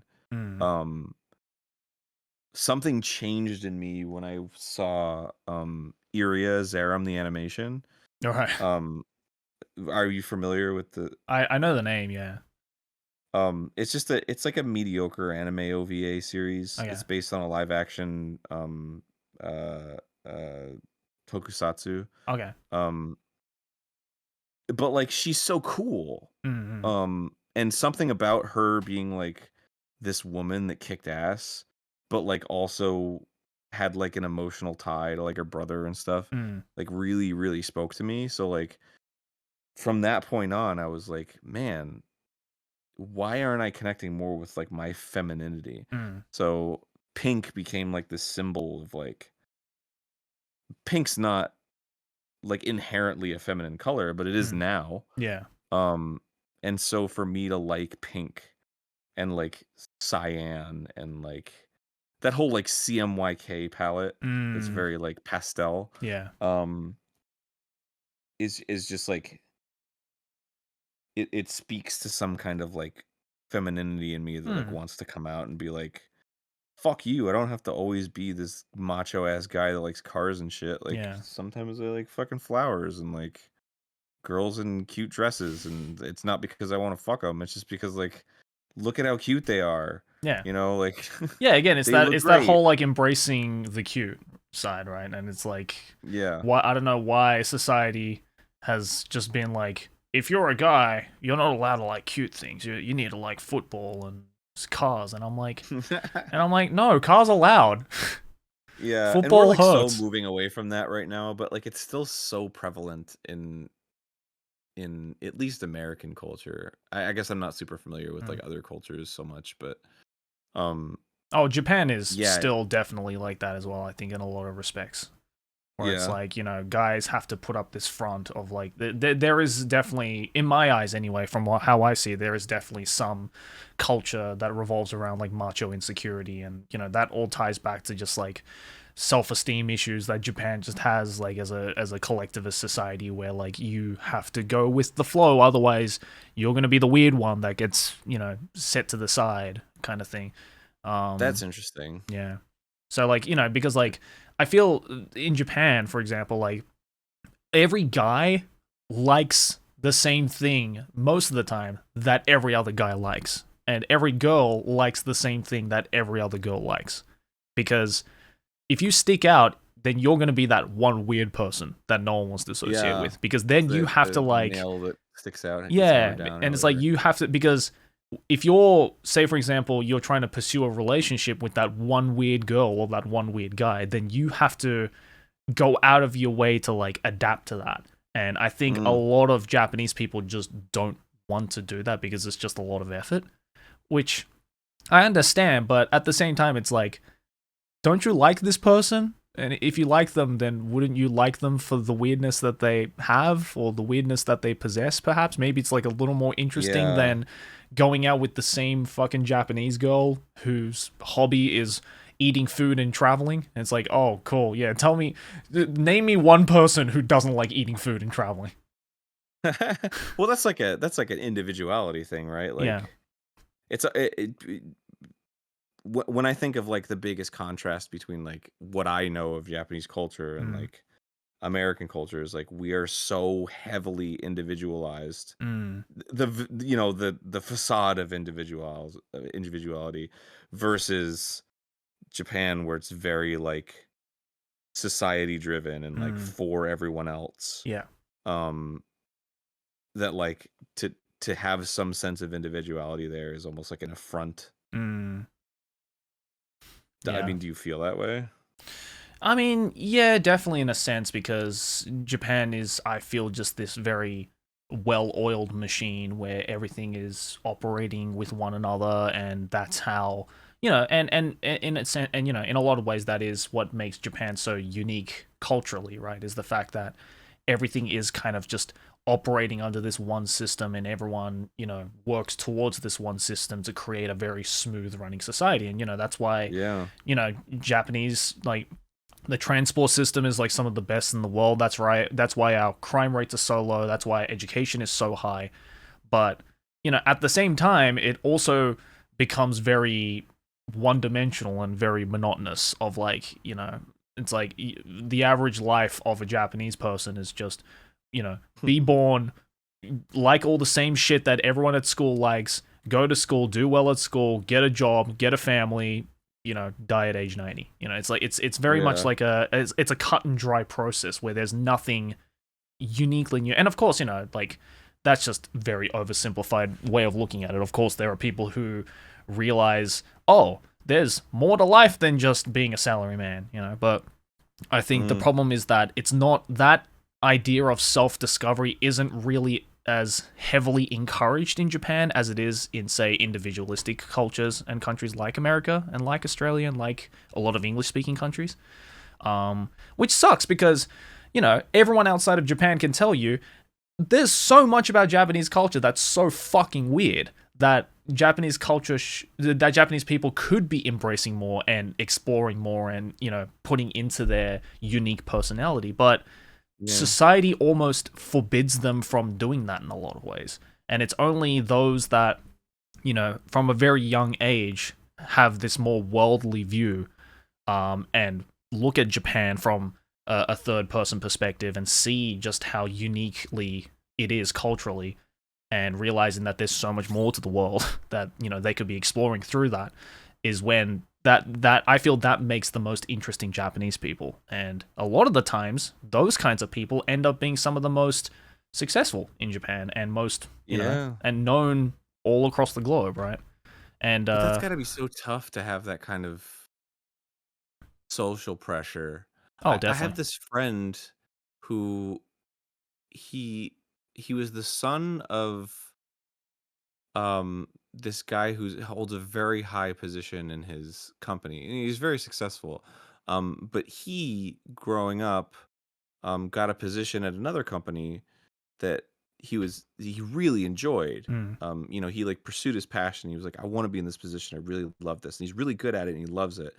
Um, but his dad is retiring soon, and he was like, you have to carry on my position. Mm. That's your duty. Mm. And he's like, I don't really want to do that because I love my job and I put a lot of stock in this, and this is like what I've um you know, developed my skill set around. This is what I really enjoy doing. But he's like, I feel like I can't say no because there's so much of a pressure Mm. for me to carry on this legacy that, like, if I don't, like, I might be totally ostracized Mm. from my family and, like, in part from the business world. Right. Um, which, like, I I was so fucking saddened when I was talking to him about that. Mm. That's so sad. Yeah. It is. And it's like, you know, that mentality, especially of carrying on that tradition and like that history, is what makes Japan so good at like preserving old tradition and old culture, Yeah. right? So it is good in a sense, but you know, I think it's also very binding for a lot of people, especially for people like how what you know, the person you were talking about is how, you know, they don't sometimes they're just like, you know what, maybe I don't want to do it. I don't want to do this. Maybe I have a choice if I want to do this or Yeah, not. I mean, the fucking flip side of that is that fucking people won't wear masks here when there's a global pandemic. You know, like it's a Right. there's definitely a downside to fucking hyper Of individualism too. course. Yeah, of course. Yeah, no, it's always fascinating just going back and forth, you know, because especially I mean for me, like, you know, I'm practically been living my life between two very differently functioning societies, right? Like one of, you know, Japan very much being a collectivist, well-oiled machine, and then Australia being a lot like America, that's a lot more individualistic and, you know, more open-minded and forward-thinking about a lot of things. But at the same time, a little too out of hand. Do you consider yourself Australian or Japanese when you think about yourself? mm, I don't know. It for me it depends. I mean, I did a video on it a while ago how like when I was in high school especially I had like a lot of very heavy identity crisis of which one I was. You know, like in my head I was like yeah, I was like I always envisioned myself kind of like standing on a bridge, right? And on one end of the bridge there was the Australian continent, and on the other side there was the Japanese continent. And like in my head, I was always scared of if I were to cross to either one of the sides, then the bridge would collapse and I would never be able to cross to the other side again. Mm. And like that always scared me. So that's why I always when I had this, you know, and I got asked the question of are you Japanese or are you Australian? I couldn't really answer that question because if I had said hypothetically I'm Australian or I'm Japanese, then that would just be the start to me basically denying or cutting off an entire half of my life, an entire half of my Yeah. identity, right? And I think after I mean, the like bridge is part of your identity. exactly, and the bridge is part of my identity, right? But then I guess after kind of, you know, exploring that and like, you know, learning Japanese in an English-based society, to kind of keep a hold of my Japanese side and my Japanese heritage, I realized, oh, I'm not standing on the bridge, I am the bridge. And so it's like I don't have to worry about crossing over to one side necessarily. I can just be that thing that is just connecting the two. And I can be that person that can, you know, cross people and help people cross to the other side. And, you know, Yeah. and that's like one big thing I wanted to do with my YouTube channel. And that's like one thing that I strive to do with my YouTube channel is the reason why I decided to talk about animes, because, you know, I want to be that guy. I want to be that bridge that crosses two cultures together because I think it's fucking cool, and I want to share that experience, and I want to share that passion that I have. Yeah, what was the question? No, that was really beautiful. Yeah. I yeah, this is a very inspirational thing to sort of listen to. The question was, do you consider yourself Japanese or Australian? It depends how drunk I am. Well, yeah, I mean, it was a bit of a loaded question because Yeah. I don't think that you consider yourself either Mm, wholly, right? mm, Um, uh, the whole thing about you being the bridge is really beautiful. yeah. At least I'd like to be. I don't know if I am, but that's where I would like to be by the end of my life, I think. And I think that's I where I'd think be you're the most comfortable. probably already there. I mean, it's probably easier for you to be Japanese in Japan, right, Oh than yeah, of to course. be Australian there, Yeah, definitely, definitely. Being Japanese, being able to speak the language and understand the culture here definitely helps. But at the same time, like my biggest problem with that is that a Japanese person looks at this face and doesn't go, "Oh, Nihonjin desu ne." Like they don't fucking say that until I open my mouth and I start speaking the language. And then they're like, Really? "Oh, you're Nihonjin." And I was like, "Yeah, I just don't look it. That's the problem." Yeah, like if I go to I could be anywhere in Japan. I could be in a room filled with Japanese people. The moment I enter, they immediately think I'm a foreigner, which is, I mean, I am in a sense, but they look in my face, and there have been so many times, like every single time to this day, the moment I start speaking Japanese, it's just like everyone's just kind of like, "Whoa, where the fuck did that come from? I wasn't expecting that." Wow. Yeah, and I it's mean, like, it's got to take a toll a little bit on your like feeling of acceptance or like belonging. in a sense, but I think it's just like I think that's just like a hurdle that I'm just gonna have to live with for the rest of my life, because I'm not gonna look any more Japanese than I am now. I don't think, you know. So and in a sense, it's a good conversation starter as well. Because usually the question that follows immediately after that is, "Oh, why are you so good at Japanese?" Then I do the whole run of the mill, like, "Oh, my mom's Japanese, I've been living here half my life, I've studied the Mm-hmm. language," all that shit. And it's a good conversation starter, and I think that's what like makes me uniquely me. So I don't necessarily want that to go away. Well, I'm curious of your opinion on. So I had a friend who was white, Mm, and he lived in Japan. mm, And I believe he had a Japanese girlfriend. But anyway, he told me that like one of the most common things he hears when he's talking about like, oh, I live here. mm, One of the things that's most common for people to say is like, oh, when are you going home? mm. Um, as if his stay was temporary, right? Yeah, yeah. Uh, when he's like, no, this is my home. Mm. And there's sort of like an aversion to that. Uh, has that been your experience? Um, I don't think so. Only because I mean, I don't know how good your friend's Japanese level was, but at least with me, the moment I don't have any kind of accent in my Japanese. I've had moments where I used to intern at a Japanese like tech company here when I was at uni, and I would be the guy to like kind of be the guy on the phone to like organize meetings and stuff like that, and invite Mm-hmm. clients over for meetings and stuff. And every time those clients came to the office and they saw my face, and I'd be like, "Oh, I'm the guy that called up yesterday for the meeting," they're like, "Oh, I thought I was talking to a Japanese person." So like that gave me the confidence of being like, okay, at least auditorily I am Japanese. Like I can fool people. Like if a blind Japanese man started talking to me, they think they're talking to a Japanese person and not this Yeah. face, right? So it's like, okay, at least I have that down pat.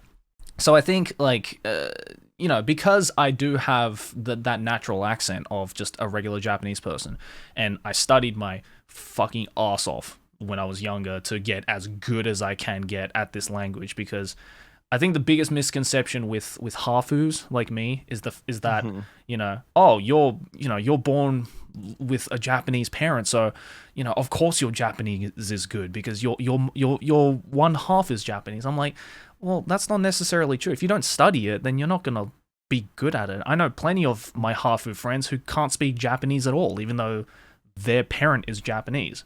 So it's just a matter of like are you motivated enough to put the effort in to learn and perfect and master that language? And not just perfecting and mastering that language, but perfecting and mastering the culture that revolves around that language. Because you could have the diction of, 1,000, 10,000 words more than the average Japanese person. But if you can't maintain a natural conversation and keep, culturally keep up to date, and keep a conversation flowing with a Japanese person, then you're not going to sound fluent, no matter how good your diction is, right? And that's what I find so fascinating about language. It's that language is not just a bunch of words just strung together. It is truly like a culture, and learning that is what makes learning a language so difficult.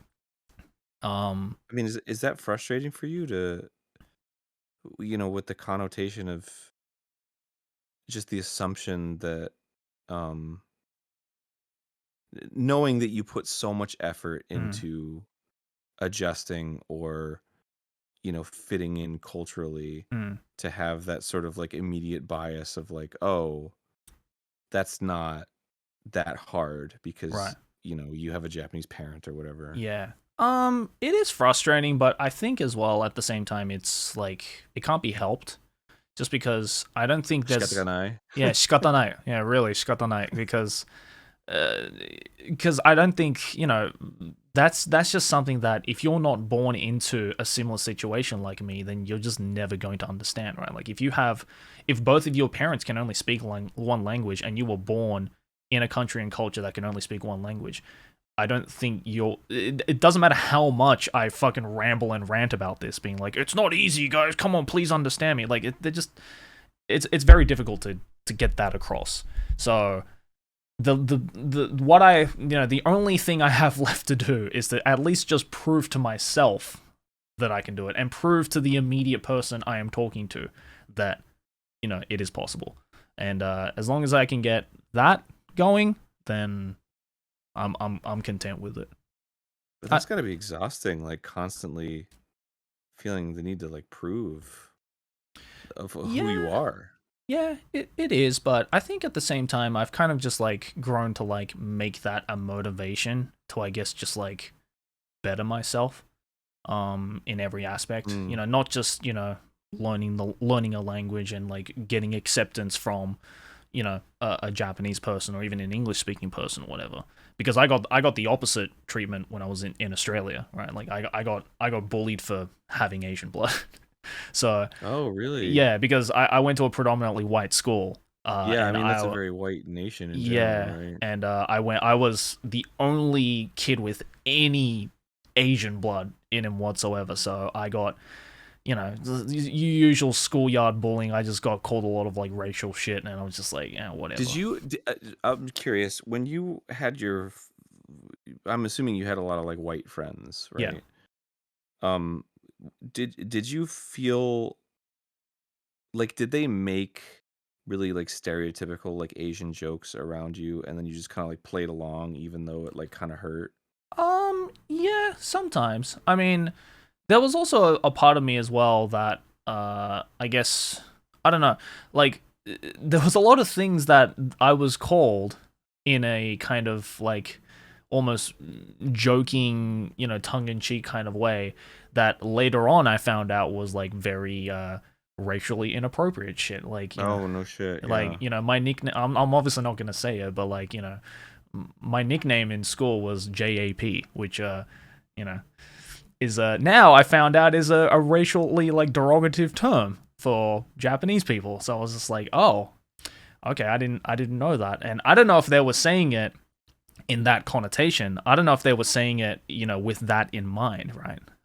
But I kind of took that, like, I've always said with that kind of stuff, bad intention when you see it, right? Like with anything, right? Like it's, like when, say like someone who's not black says the N-word, right? It's like, bad intention when you see it. And that's like, that's a very difficult concept for a lot of people to understand. Obviously, I don't blame people who don't see that and don't try to understand that. But I don't know, as someone who has to like, who did go through that in school, like it's I know when someone is trying to piss me off, or when someone was saying it with the intention to hurt me. And when that happened, I was like, well, fuck you then. Like, I'm not giving you my peace of mind in any way.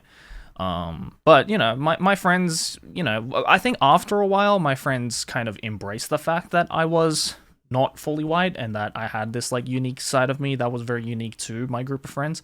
And you know, the good thing is that like, you know, I introduced them all to like Japanese culture and like anime and stuff like that, and like Nintendo games and, you know, all the Japanese shit, because to them their entire world was like, you know, games like Call of Duty and like, you know, games like a lot of very like Western games and like Western cartoons. And then I was like, hey, have you ever heard of Kirby? They were like, oh, what the fuck is that thing? Yeah.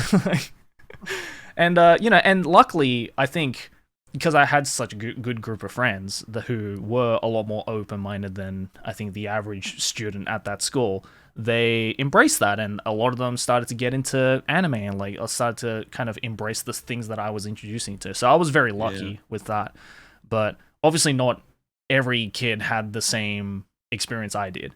And a lot of people were bullied, like, you know, especially back when, you know, I'm sure when both you and I were in school, like, you'd get bullied for liking anime or like liking any Japanese shit. Nowadays, kids get bullied for not watching anime.